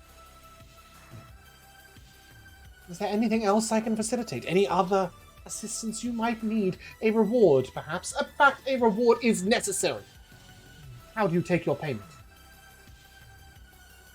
How do we? Receive your credits, so you're all wearing... Yeah. Okay. Yeah. He will give each of you 1,000 credits. Ooh. Bringing up to 4,000. I Rich. think you've got group gold, right? Is that a thing? Yes, I've been keeping track of it. Okay, Nice. cool. So take another 4,000 credits. Or 4 platinum, if you prefer. While we're getting used to it. Sort of. But surely something more personal is in the works. You came down here just to visit me, or you need protection in perdition for a specific purpose? Do you have anything that could help me get a talisman back? Talisman, you say? You see, Mr. Luvon, we are sent here on business, if I'm being honest with you. Business is my speciality. Do tell. We seek a man, possibly held captive by the demon Yorsh. Oh, I highly doubt that. Yorsh doesn't keep people captive. Though he might be sheltering him or engaging him in other activities. I see. The nature of the relationship, yours does have his appetites, I will say. Yes, so we are told. And you seek a person who may be in Yorsh's company? Yes, an item in that person's possession. I see. Well, Yorsh is nothing but a generous individual. Go to the Church of Faithful, knock on the door, and speak to Yorsh. He will, I'm sure, be welcoming. Especially given your new jewelry. He nods towards your rings. Yorsh and I are prone to disagree on a regular basis. He believes in a strange notion, fairness, he calls it, or equality. Totally. Yeah, But- who knows anything about that? Well, fair is fair. I am the strongest, and therefore I take everything. That Makes is- sense to me. Yes, the survival of the fittest. You know, is the only way to live. But anyway, Ah. Yorsh has this strange notion of not killing guests and things like that. So I am sure that he will be accommodating, and your journey there will be safe. In fact, you may take my little pet. with you. She will escort you. Unless, of course, if you wish to become one of my little pets. Travel around Perdition is awful easy if you do. Isn't that so, Nyla? She sort of nods. There is much to be said for making a bargain with you, and much to be said for not, Luvon. You are quite a demanding boss, don't mind me saying. So, oh, well, of course, if you have to be demanding when you're granting so much in return. I'm gonna message Brozzig and just say, can we leave now? I just sort of give him a slight nod, and I say, you've Mr. Luvan, you've been more than helpful. I'm glad you did not kill us and Me too. treated us fairly while we were your guests in your house. But it is time for us to go. Your business is most pressing, I'm sure. Wow, what a shame. Walk in the darkness. Or something. Would you like Nyla's escort to the Church of the Faithful? Oh, absolutely. It would be welcome, yes. I Her do a company big is wink. rather fabulous. We all look to. Oh, one other thing. This acquaintance of yours. He calls himself the Butler. Right. Marvelous. Yes. Most enjoyable companion in battle. Yeah, he's covered in blood. Did you take him on this mission with you? Because his course. I tuck's wanted to try him stained. out. Yes, he was fabulous. Most wonderful. A man He is free in to heart, do what he just his eyes. Wonderful. Wow. Anyway, I will return him to you, of course, but Thank you. he's quite You've marvelous. been so much help, Mr. Lupin. Did you enjoy your time downstairs? The rooms are quite nice, don't you think? I designed them myself. Or were you a little very too anxious comfortable? to get quite enough rest? Maybe Well, we'd the like amenities to- were very comfortable. Yeah, maybe just a little more leg room, walking Yeah. space. Better beer selection, but other than that. Ah, yes, of course. Those of low constitution. Yes. Perhaps consider this my gift then. And he puts his hand on the table and summons what is effectively a cooler box. Wow. And inside which you will find 12 honey meads. Hmm. Thank you. They are of dwarven origin. Don't mind if I do. They look pretty good. They're a light mead. Just a passing gift. Please, travel safe. It's wonderful to meet you. And should you ever need to darken my door again, feel free. It was a total pleasure. Oh, Vulgo, was it? Your heart is still beating very quickly. It is only for me to try and decide whether you are terrified I might still eat you, or excited to have the companionship of Nyla for a little longer. Oh, I go bright red at those words. Wow. She is endearing.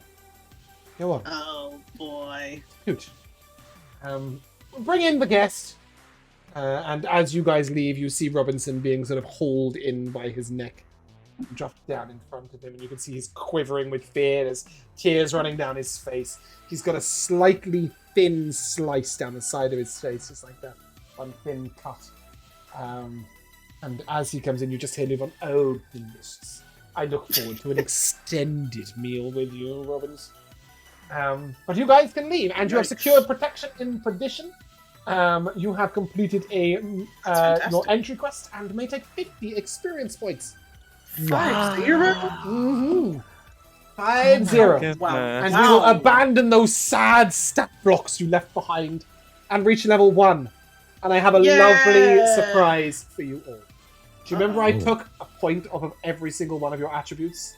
You can have it back. Yeah. I wanted to hold you in suspense, but it was only We're for your level so 0 competent. time. So, does this mean we should reset our XP to be 30? Yes. Yeah. You set your XP to 30, and you set your stats up by 1, and you now officially use your character sheet, not your stat block. Yeah. Is there anything that was on someone's stat block that isn't on their character sheet? Or do you want to play comparison games later? Yeah. Yeah. Later. There's nothing. There's no Yeah. glaring misses. Okay, fantastic. Nyla sort of looks at you. Well, you made yourself quite the friend. Luvon is a mighty protector. You didn't wish to engage in a more extended deal with him? I think just being on his good side for a month is a great help for us in case of emergency. I will say that his deals do tend to be quite permanent. So I don't blame you. All right. Nyla, can I ask you something before? we Yeah, go? of course you can. Was Well, I mean, that- we're going that- together. Let's keep. Yeah, keep as walking, we keep moving. walk here, I do feel kind of bad about the poor Robinson there. Was he a good person? Was he a good guy? Is he a bad guy? No way. Just down on his luck? Because we've been telling a lot of people our story, and I'm kind of concerned about other people dropping time Look, on us. I don't know We how didn't you tell perceive Luvon it, anything, right? but Robinson borrowed 7 million credits, paid back 1 million, and never paid the rest back. That's a debt. Deal's a deal. And Luvon was a generous man, and usually so, in fact. Multiple extensions, even connected him with some possible help. Help him invest better. He made his bed, and now he must lie in it. I think Brozzig thinks back to all the gambling debts that he's had in the past and starts sweating a little bit. But 6 million's a lot, continues. though. Not Like, that a lot, much. a No, lot. it was never that much. Obviously. So, just to give you an idea, she will sort of explain that part of the reason Robinson borrowed the money was to support one of the governors getting into power. no, and for bribe. For bribes. well, no, they buy their way in, like advertising and campaigning and that sort of stuff. But the person that he was supporting didn't get in, so none of his money was any use, and it just vanished. He made a gamble, a big gamble, a real gamble, and he failed. I mean, we did just send a guy to die, though. I think we need at least a draft. Oh, he might die. You know what It's I far mean? more likely that he'll be tortured for an extremely extended period of time. So probably worse. won't Yeah, die. that's worse. That's Oh, worse. much worse, yes.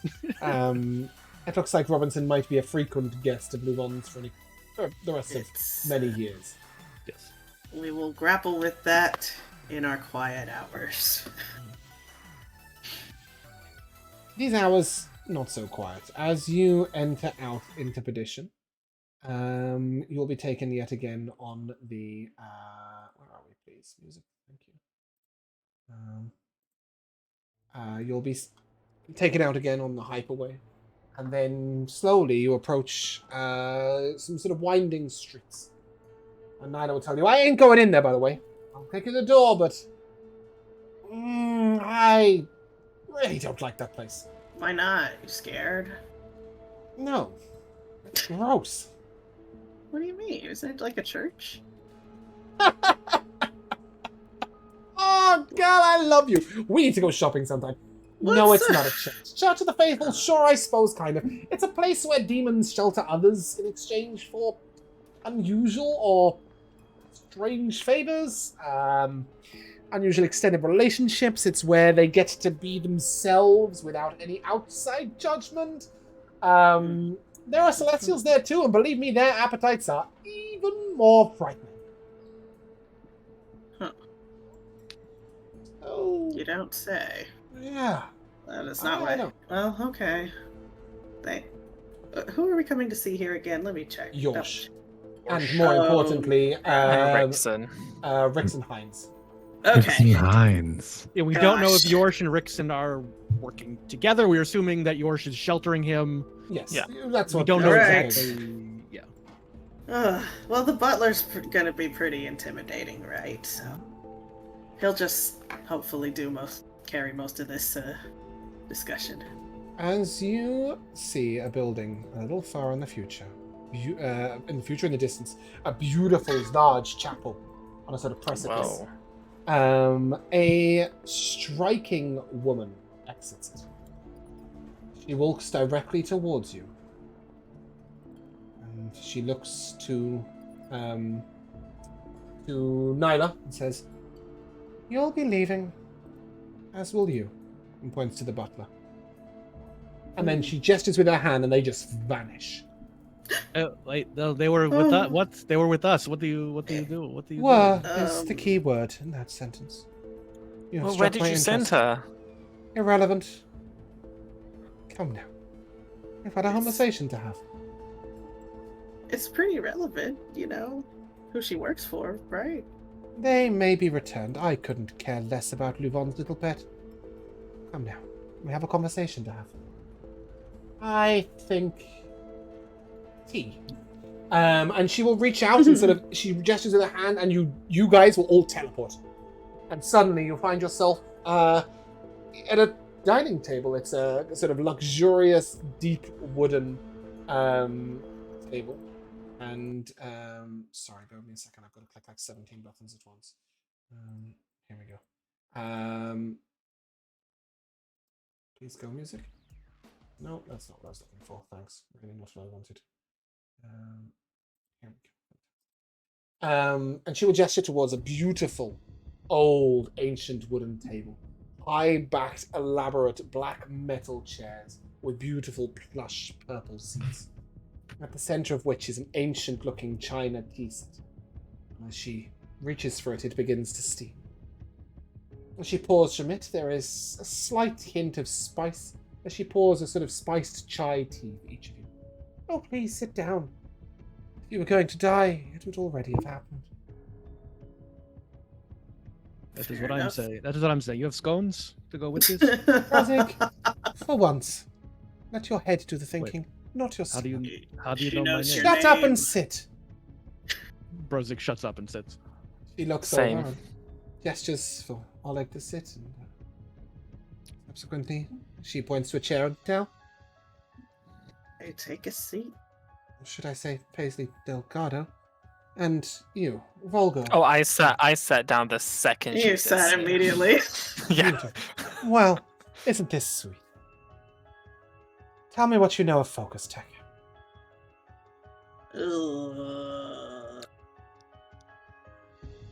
Finally, Well- somebody. Well, somebody with yeah, answers. actually. This is great. You know about it? You're And the you first know person we've about met it. in days. You had a theory, Vulgo, I believe. Is that correct?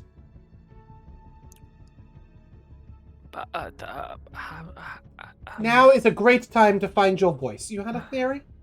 Spit it out. I thought that maybe because everyone's connected via things and the internet, that maybe it was just a total wipe from everyone's mind or change in information, and so that's why because we don't have those implants, we remember. An incredibly insightful thought for such a pathetic creature. I do not wear implants, for I cannot. So, I know about Focus Tech. You know about Focus Tech. A couple of others do, also with no implants. Interesting. Overnight. What is it? DDX, DXX? Screws and bolts? Screws and bolts, supposedly. Out of nowhere. Suddenly, Never heard of them. a household name. Who could do such a thing? How could they do such a thing? Why would they do such a thing? I like to think of myself as a little bit of an investigator. See, I am Jezebel. And I am well renowned for the things I see that are not there to be seen. Things slightly in the future. Slightly in the past. Your names, for example. I spend much of my time divining, and the rest of it entertaining delightful individuals like yourself, who always seem to find themselves so forthcoming in my presence. So convenient. Well, You're very scary. thank you, dear. I aim to please. Well, I have one demand of you, and one offer. I demand that whatever happens, you do not let Rickson Hines continue in his service.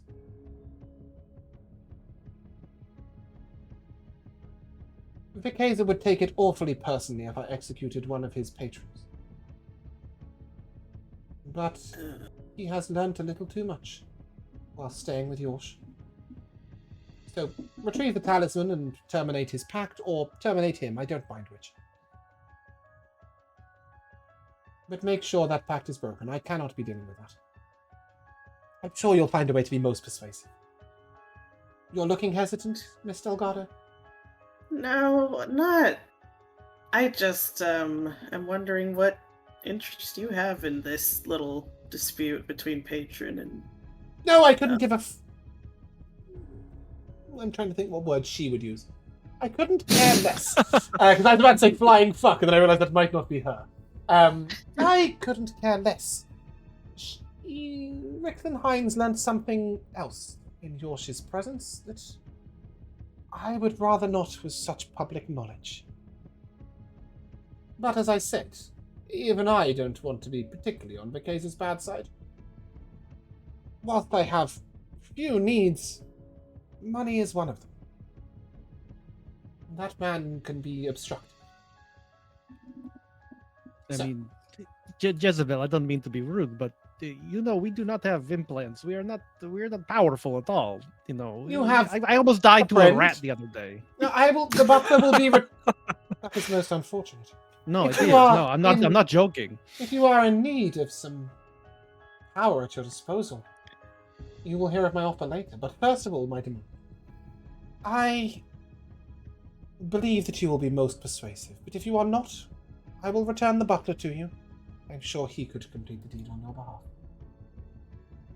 The pact must be severed. See that it is so. You are in a unique place to do so. The Yorsh will not see you as a threat. My offer. I am very interested in this mysterious disappearing company, and of why you survived. And how. In exchange for your continuing investigation into this, and occasionally acting as a harmless liaison, one of you is entitled to a share of my power.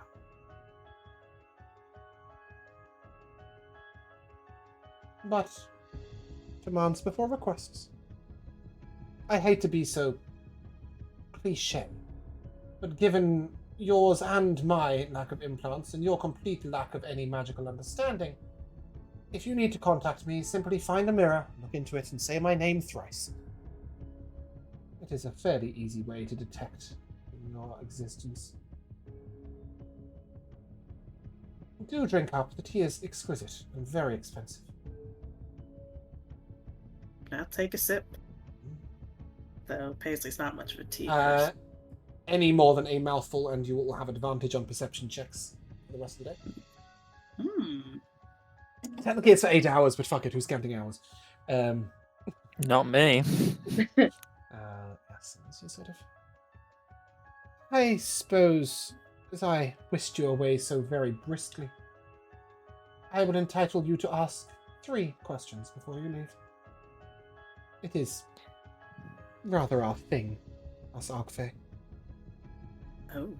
Well, there goes my question. She is an Arkfey. I needed to tell you that so that... I guessed as much. Well. Any one of you, think carefully. Feeling a lot of pressure. I know what I want to ask. Then ask. I mean, it seems like a lot of the questions we want to ask, she also doesn't know the answer to. Well, I want to know what,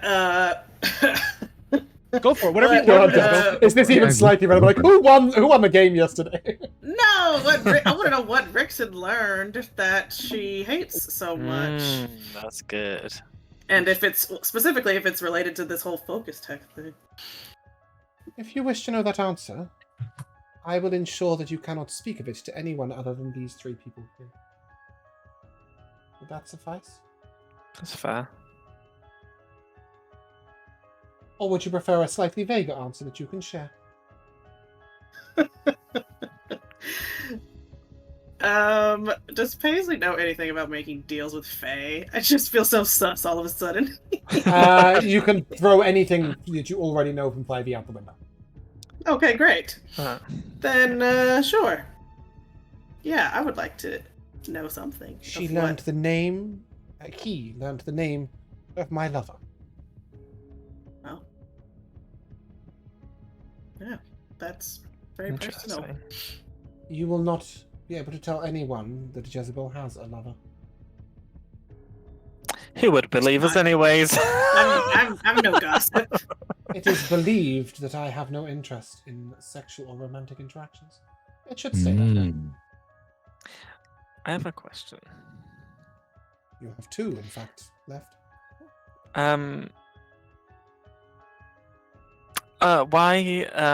Why are you so interested in?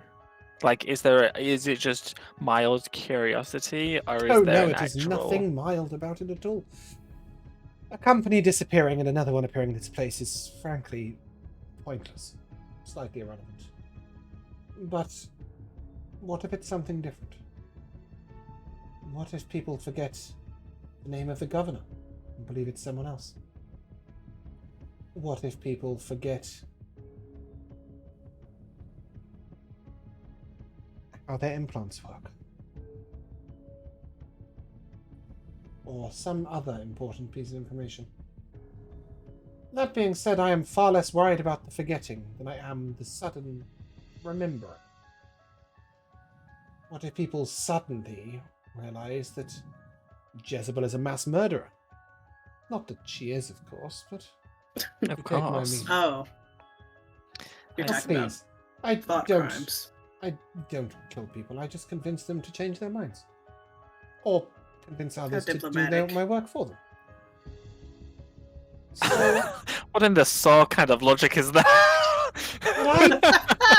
let's just say that my hands are exquisitely clean. Yeah, so it is. That's comforting. Did you have a third question? I'll put this to the group real quick first because it's our last one. What about asking if has there been any other sort? Because she's no implants. Any other sort of mass forgetting event that's happened in the past? That's a good question. Yeah. Once. Okay. In my memory. Though it was so long ago. The collapsing of the Fae Court. Oh, we were told about that, weren't we? Yeah. There were certain individuals that we saw as friends.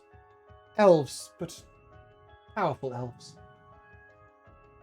They were made to forget what it was like to be at the Fae Court. And the location of the Fae Court is forgotten to all of us. And its inner workings and much of its history. But there is one big difference. We, the Fae, not the elves, but the Fae, we had to agree to this modification.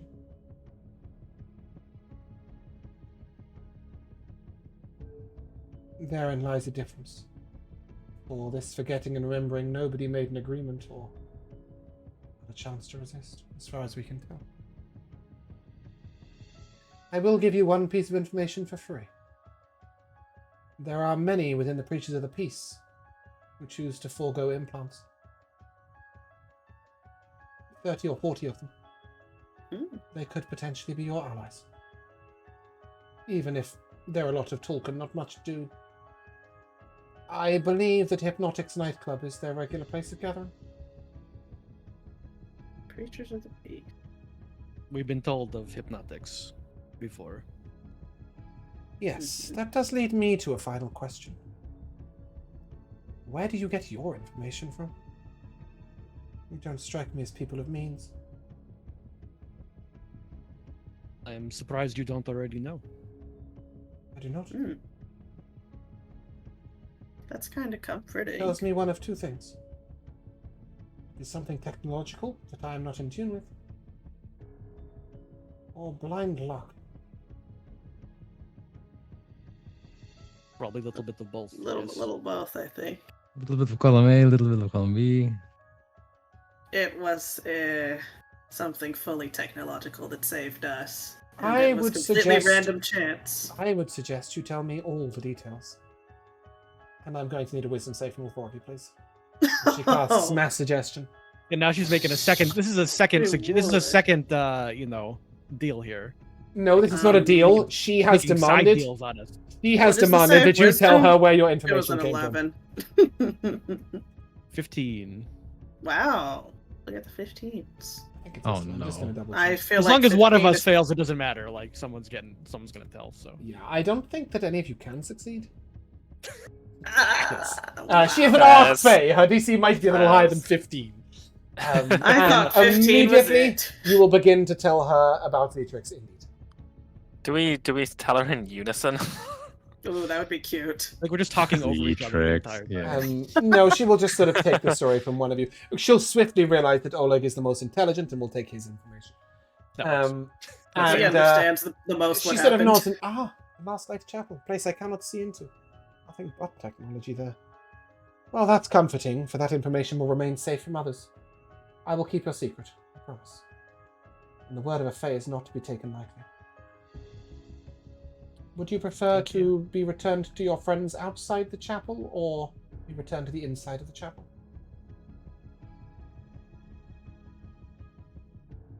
I feel like we should bring them her You might need that, robot. in case things go sour. Yeah. Good plan. Yeah, Well- Nyla was going to get us in too. I don't. Just outside. Yeah, it's a little rude Outside to is just be out fine. Nyla also. I believe she will take you to the door. Get yourselves in. Are we well- allowed to tell her that we met you? She saw me. She knows who I am, and I know who she is. Oh, great. You will find it very difficult to disclose the details of this meeting to anyone else. Yeah. Not impossible. For what it's worth, you are under the Gears spell. Great. That means How we many don't- hit points do I have? It should mean something to you, Josh, because Dax once went through this. You can try and tell somebody, but she'll take 5d10 psychic damage. which Yeah, I was gonna doesn't say that's an in any way, instant kill for us. which will Oh, kill okay, you. Our heads just explode. okay. Okay. Well, that's why I'm asking. Don't worry, guys. it That's only why I'm lasts 30 asking this days. question. That being said, you will find it difficult to do. But of course, you were going to keep my secrets anyway. I Of believe course. that in all this, you are the good guys. The innocents didn't mean to get caught up in all of this. I would love to investigate this together. Let me know if you find any information. In the meantime, your friends await. Would you put my teacup down, please? Thank you. And with that, she gestures. And the four of you will find yourselves standing next to the butler and a trembling Nyla. She Hey, looks terrified. you good? Y- We're y- good. You got taken by Jezebel? Yo, even Lovon doesn't fuck with Jezebel. She is serious shit. Yeah, I was about to say, so far that protection of Luvon's wasn't doing too much, but There's like 2 to 3 people that Lovon can't protect anyone from, and that's one of them. Yeah, oh, what is her deal? She would not tell us anything. She has her own stuff, her own agenda. Lovon says that if she ever tells us to do anything, that if we can resist, we should, and if we can't, we just have to do it, and he accepts that. We Great. don't get punished for doing what she says because she's her own thing. well, Excellent. that's Excellent. comforting. Yes, hear. we're. Hey, we all made it out. Okay. Yeah, I don't want to know anything about it. I'm taking you to that door and I'm leaving you. You guys Don't are worry. serious trouble. Luvon, Yosh, Jezebel, Mikayla, all in one day? I have nothing.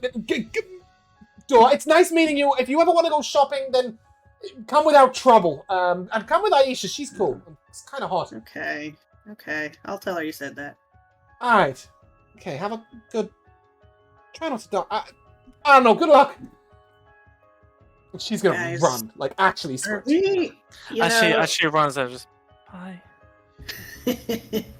Although I don't the- know that you had changed, my friend. The butler sort of... That was unnerving. My systems were overridden. I didn't like it. Is that so? Mikayla will be furious. Don't worry. It is just the mission has not been compromised. Let's put it that way. Indeed. Same plan. Same I'm plan, still at my your friend. service. Yes. The plan has been reinforced. If anything, we are definitely going to do that plan. It was demanded. Well, now We're not it's saying double, that. She's not saying that. We're not saying anything. double demanded. As you enter in, you will see a receptionist on the desk. Where is my little friend? What? Oh, what? Oh! Okay, give me a second. I'm going to need to make the... I've totally forgot to make the handout. Okay, I'll be right back.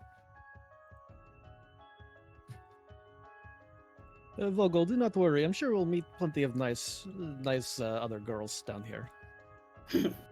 It's not like I'm looking to like shack up with someone. She's just cool.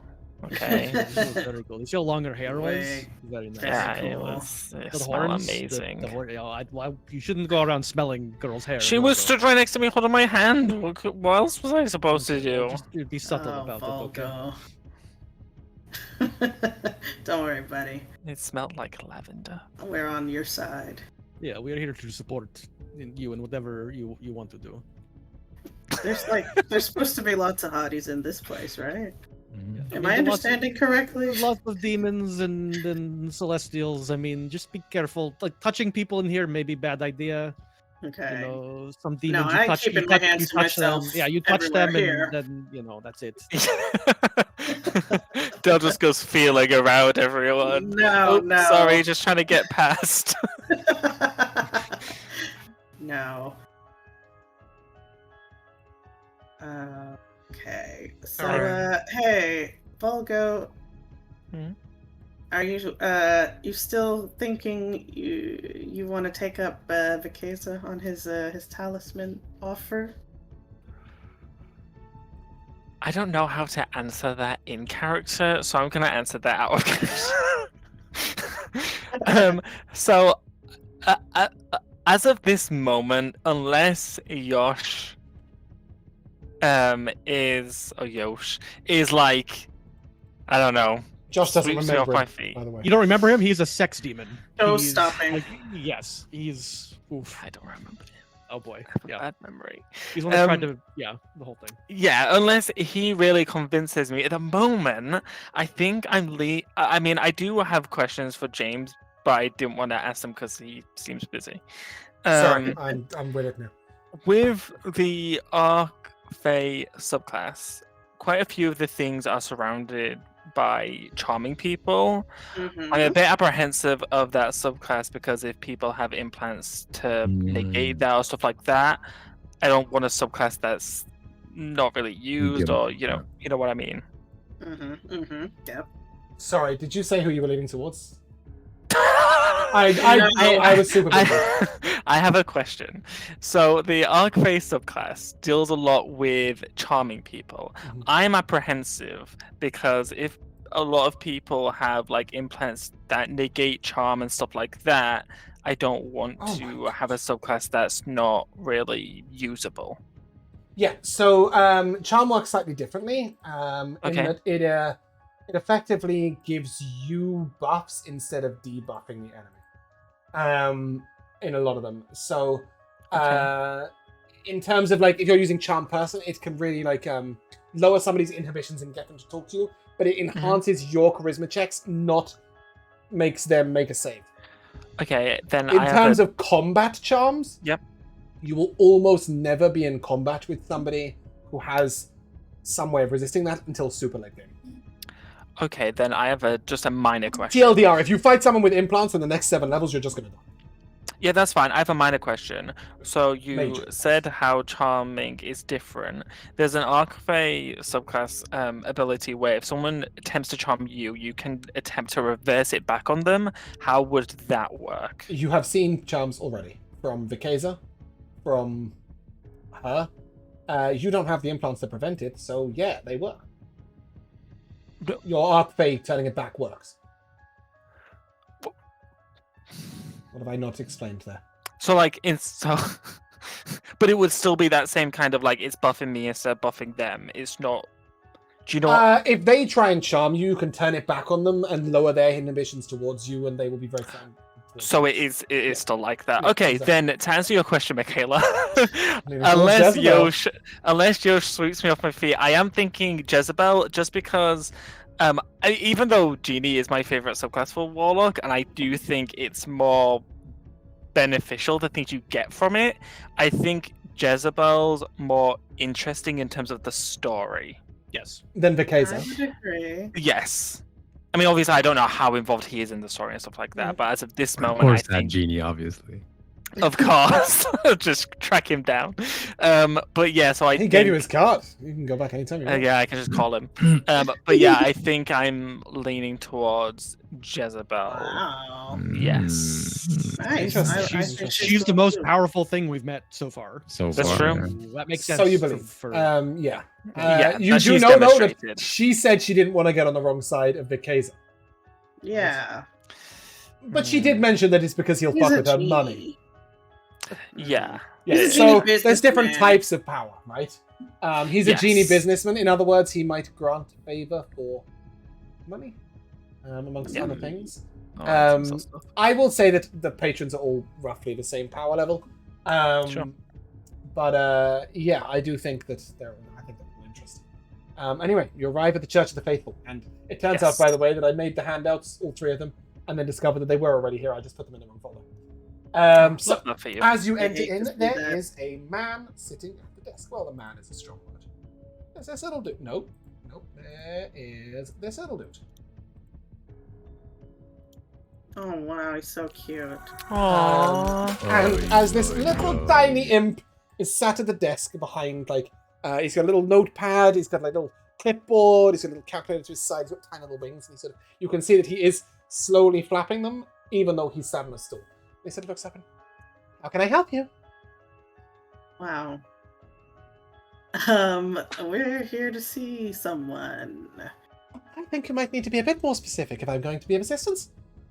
Named Yosh. You Rickson. Great to see Yosh. Yosh. Very well, one moment. You're sure? Yosh? You all seem a little confused.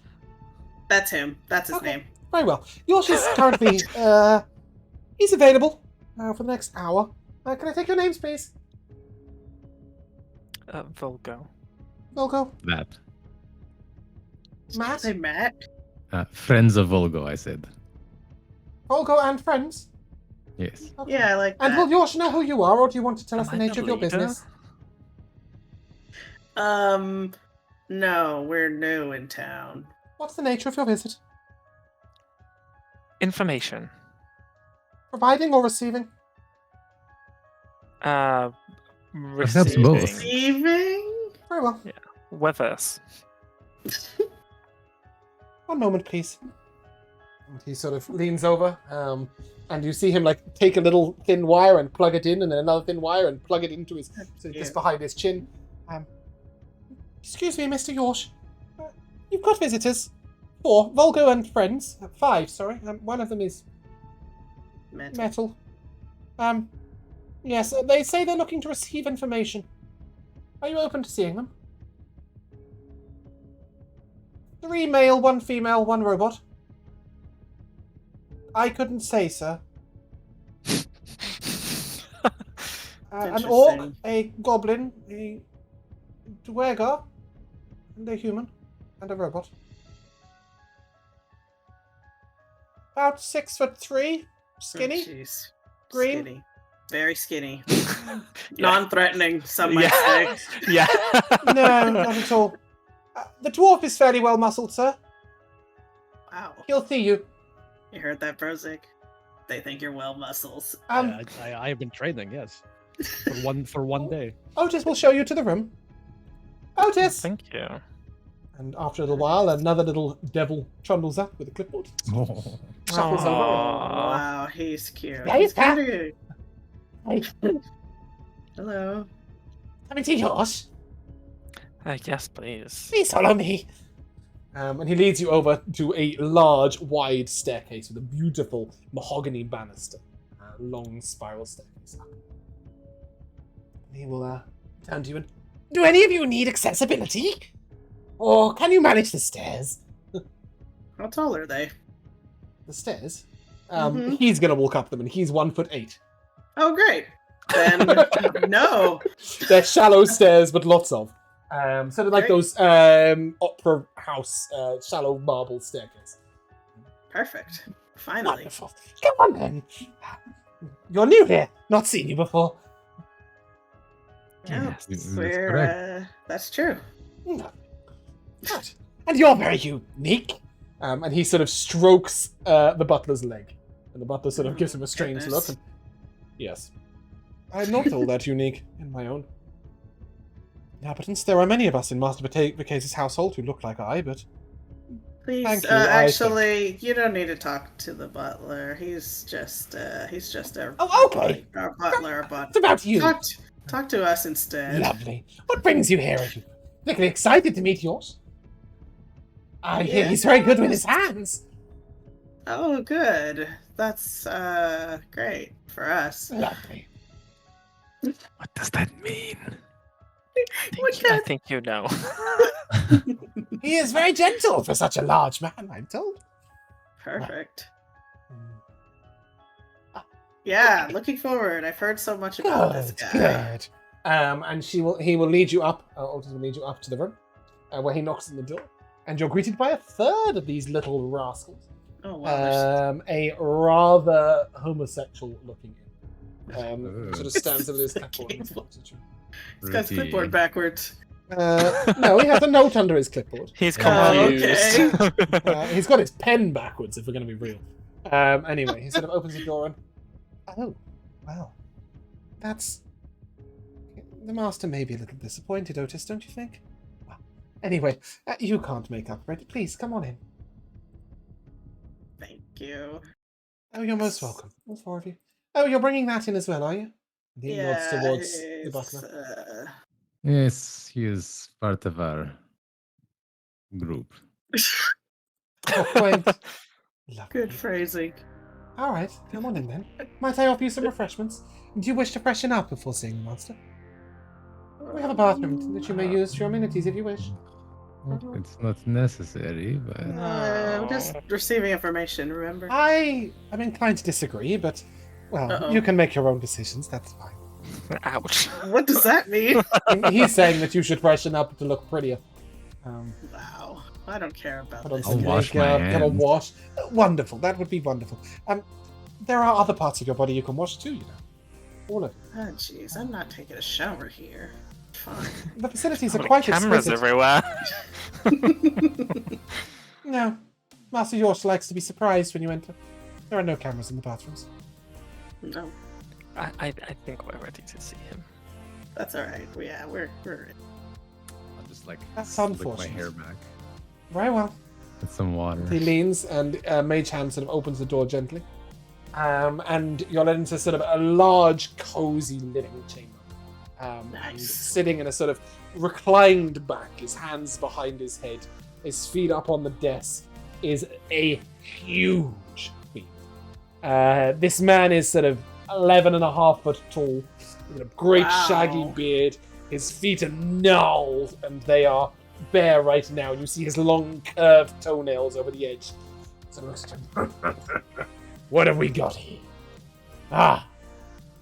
Well, muscled was an exaggeration, wasn't it? Well, that'd be interesting. I think I hear you're looking for information. What are you offering? I'll push Brozzig forward and tell You're him, offering the tell him. dwarf. No. No, He No, will no, be, hold on a second. He'll be doing the explaining, sir. Listen, Thank you. Is that so? Yorsh, may I call you Yorsh? What the fuck else would you call me? I don't know. My name is Brozzig. Fascinating. We've been having issues past couple days. We hear that you are a man, or a A person man, who- yes. yes, a Great person who appetites. can. Yes, that sure, clearly. But we hear you are a man who knows things. That is true. I do know some things. And, we have a story for you that you may or may not believe, but maybe of some interest to you, and maybe you can help us out. You want to tell me a story, Mr. Dwarf? Yes. Why don't you come and sit over here? And he pats a chair very close to him on the side. I sort of look around to the group and kind of shrug, and I walk up, sit down in the chair. Lovely. Oh, you've got a rather fine-shaped face up close. I don't know how you can tell under a giant beard, but sure, Like if me. you say so. And he sort of strokes his huge beard. Yes, you're quite a beardsman, my friend. Yes, very Yes, nice. I am. So tell me your story, please. So And make it interesting. I will do my best. It is quite terrifying in parts, but you know. I love a horror story. And he I think will sort of sit and he rests his hands on the arms of his chair and he leans forward until his face is about 5 or 6 inches from yours. You can smell his acrid breath and the hint of a cigar on it. And you can sort of hear him sort of breathing your scent in a little bit. He stares at you very intently. A little slight smile on his face. I feel like Brozzig at this point doesn't like. He feels this guy's a predator, essentially, because he kind of is. And I feel like he's going to try to like not. He doesn't want to look weak in front of this guy, so I think he's trying to like puff himself up. He's not trying to like stare him down or like mean mug him or anything, but he's like trying to seem a little. He's trying not to shrink in front of this guy. I think is. You're looking more attractive. He likes it. Great. But yes, Brozzig, tell him a story. So, have you ever heard of companies disappearing from the collective memories of everybody? You are the third person to talk to me about this today. What is this? It's excitement. A company disappeared and another one reappeared. And somehow people put it in little people's brains. Oh no. Yeah, all the employees, thousands of employees, also just vanished. That is unfortunate, yes. And certain people with no implants, for some reason, have been spared from this and are possibly now being hunted for sport by these faceless people. I mean, you know, you could read between the lines here, yes. I prefer the truth in full. I don't like to make assumptions. It makes an ass out of you and me. Okay, that's good. That is good wordplay. I appreciate that. Yes. I can do more than play with words if you'd like, little door. You like Zen Ball? You play Zen Ball too? That would be ridiculous. Oh, okay. Anyway, yes, we have been spared somehow, but yes. We are very much in danger still. You come seeking protection. That is one of the possible things we have come seeking. And I want to quickly just say to the group: are we telling him about Rickson? Are we dropping that dime right now, or are we holding that back? This is something we would discuss in character before we came in here, I assume. Yeah. Yeah, I figured we would sort of like search for Rickson within this place. Okay, so we're not gonna mention that yet. Okay. Then I just say yes. We are seeking possible protection. Very well. I already have one individual under my protection. There is only so much space in my bedchambers for those not sleeping with me. But something could be arranged, I guess, in exchange for a steady supply of large gentlemen. No. Or some other arrangement I'm sure we could come to as well. I am seeking some unusual instruments. Oh, wow. Well, we aren't in an abundance of large gentlemen, so... No, but I could facilitate your finding them. Anyway, and let's not get too excited yet. You want to talk of this sadly disappearing company? Yes, I know of it. It disappeared. I assume that I know of it because I have nothing changing my mind. Oh. I am all me. So. All 937 pounds of me as of this morning. Post breakfast. You weigh yourself after breakfast every day? Well, of course. Okay, yes, good. You gotta watch those games. I'm on a yes, diet. I understand. Oh. You look great, my friend. I know. But yeah, I mean the implications here are that Drastic and terrible, I'm sure. Yes, somebody can, wipe the memories of all these people, then what the fuck are they up to, Like, it is, Yes. it is But messed there up are lots of situation. more interesting people looking into this. I'm a simple guy. I like to keep the church sheltering those who want to give back to the community. Those who want to share in the love that we are so interested in here at the Church of the Faith. Free love, equal love. I don't mind if you're polyamorous or you only like sheep. Anything's welcome here. As long as you're contributing to the community. What if you are, maybe like afraid to talk to women or men or anybody, really? That is okay. We have rooms at the church here for everyone, but you must contribute to the community. Good, excellent. Tell me, Josh, what does it take to contribute? Well, that would depend on your skill set. You certainly won't be able to offer much in the bedroom. You are rather plain looking. Wow. But perhaps you have a skill set. Of Maybe course, some magic. Maybe you're a good chef. Maybe you are excellent at doing laundry. I don't know.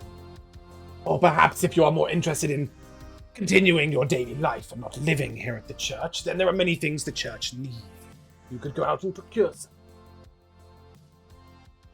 Whether that is deliveries of fine drinks, or I only have 6 cigars left, or whether it is other things. One of my great partners is currently residing in a prison cell. I would love to see someone petition for their freedom, but they do not let fiends into the court. Oh. That angers me. Equal That seems- opportunities for demons and Yeah, that celestials seems alike. biased. Yes.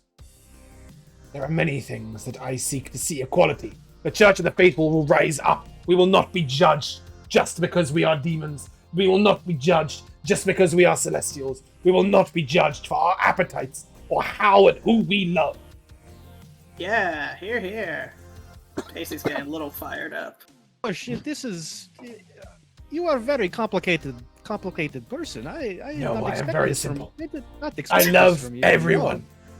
I mean, And I but want from the that look, to be okay.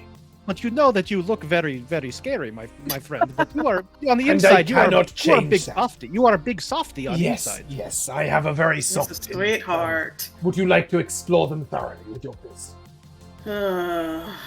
Well, maybe we should No, leave the room. I'm sorry, I first. misjudged you. You wanted to help speak to women.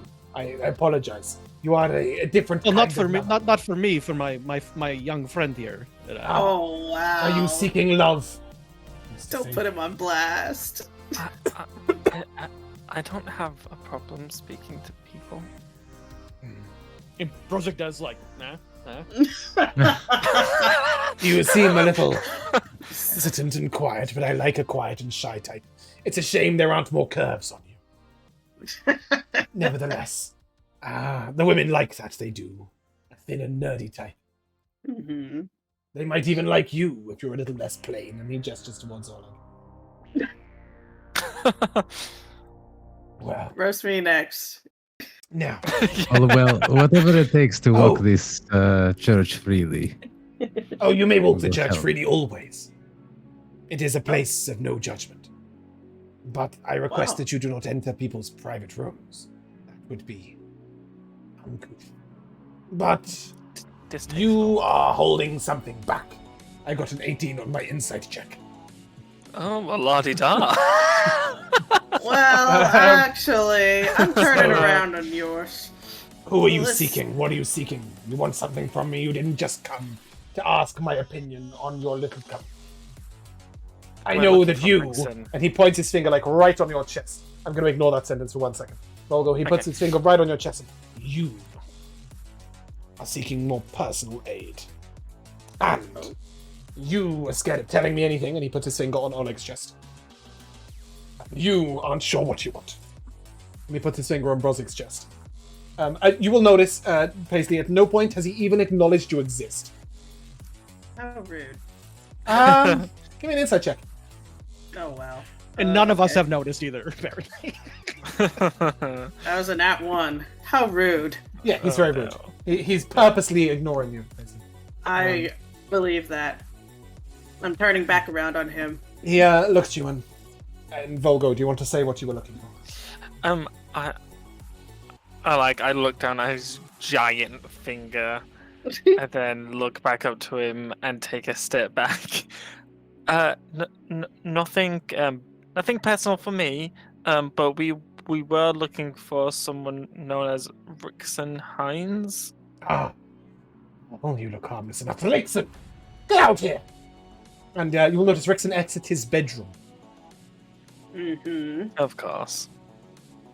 That tracks. And then mysteriously vanishes from my... There we go.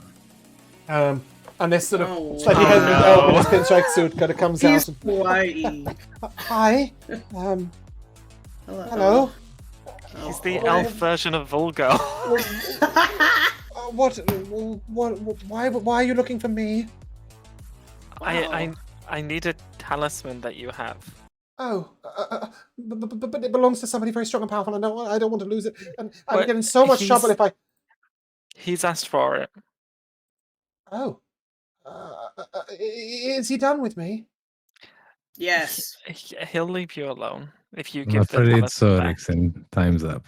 This is so? He'll leave me alone? It just deal's over? No repercussions? Did he say that? I don't know I don't that I can. remember you saying that. I don't know that I can promise that, but You signed a contract, didn't you? Yeah, but Oh, you're probably safe here. We just need that thing. Yeah, that's all he mentioned. He didn't say anything else. And for you he to, said he'd you know, already agree. withdrawn his power and he was done with him. So he did tell me. Yes. Yeah. Yes. But I mean, did he say that there were no repercussions? He implied no, that. no. Implied. Yeah, but Okay, he didn't say okay. explicitly though. Then we Regardless, will I like- also yeah. imply that. Oleg will reach, hold his hand out. Oh, okay. Yours should have put his hand on his shoulder. Wait. Rickson, I think you should stay here for another week. Just in case Vikeza has any problems. I will send him a letter. But in the meantime, you should give that talisman back as a sign of good faith, yes. You look like you couldn't lie for shit. And he pulls you, Oleg, a little closer. Wow. Tell me, does Vikeza intend harm to Rickson Hines? I can't say for sure, Yorsh. I don't believe that his intentions are as pure as yours. Well, that's a given. But he didn't explicitly say that Rickson was under threat. Give him the talisman. And Rickson sort of pulls off this necklace, and it's sort of beautiful. It's large and sort of dark wood and gold and intricate, and you see that it's constantly spiraling as it moves. And sort of, his requests were all reasonable up until he asked me to steal from Yosh. And I couldn't do it. I was too frightened. What did he ask you to steal? And he points to a beautiful, elegant cigar box. And on the cigar box is an inscription that matches the talisman. So maybe it was Yosh who actually stole something. No, I didn't steal it. It was a gift, but he wants to steal it back. I guess I'm no longer as in his favor as I once was. How petty. I agree. It is because I didn't want to invest in his new company. Wishco, they're calling themselves. No! Oh my god, this goes all the way to the top. This is a pyramid scheme, It's a just within fucking genies. pyramid scheme. It's multi-level marketing. Oh my goodness. And on that note, as he hands you the talisman and Rickson scurries funny. away, we will end. How funny. You may take I a should've further known. 30 XP for retrieving the talisman. Oh, nice. Yay. Yeah, and I'll come to the timeless tradition of MVPs.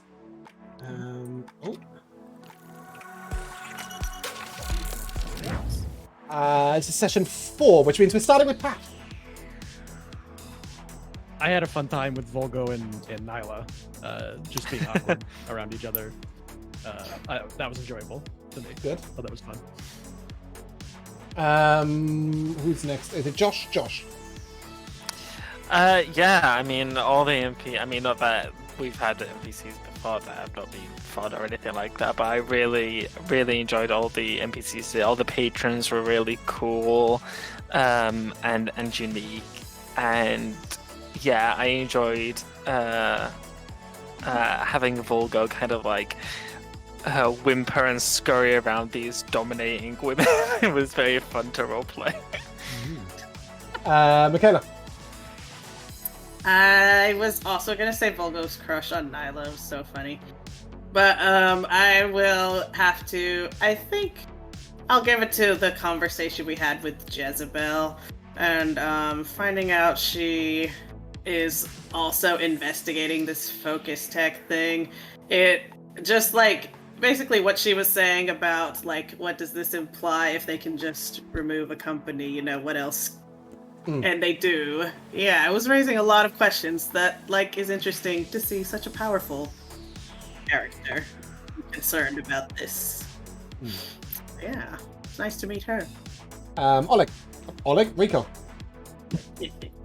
I was also going to say the meeting with Jezebel. I thought that was really cool. I thought that she felt like the most powerful thing that we've encountered so far, and it was interesting that she had a vested interest in focus. Like she was really the first. I think she was the first NPC to actually mention Focus Tech by name. Yeah, that was the moment that made me Zetrix like... was the first, but yes. Oh, Zetrix, true. Yeah. But he was an AI, right? So yeah. He was an AI.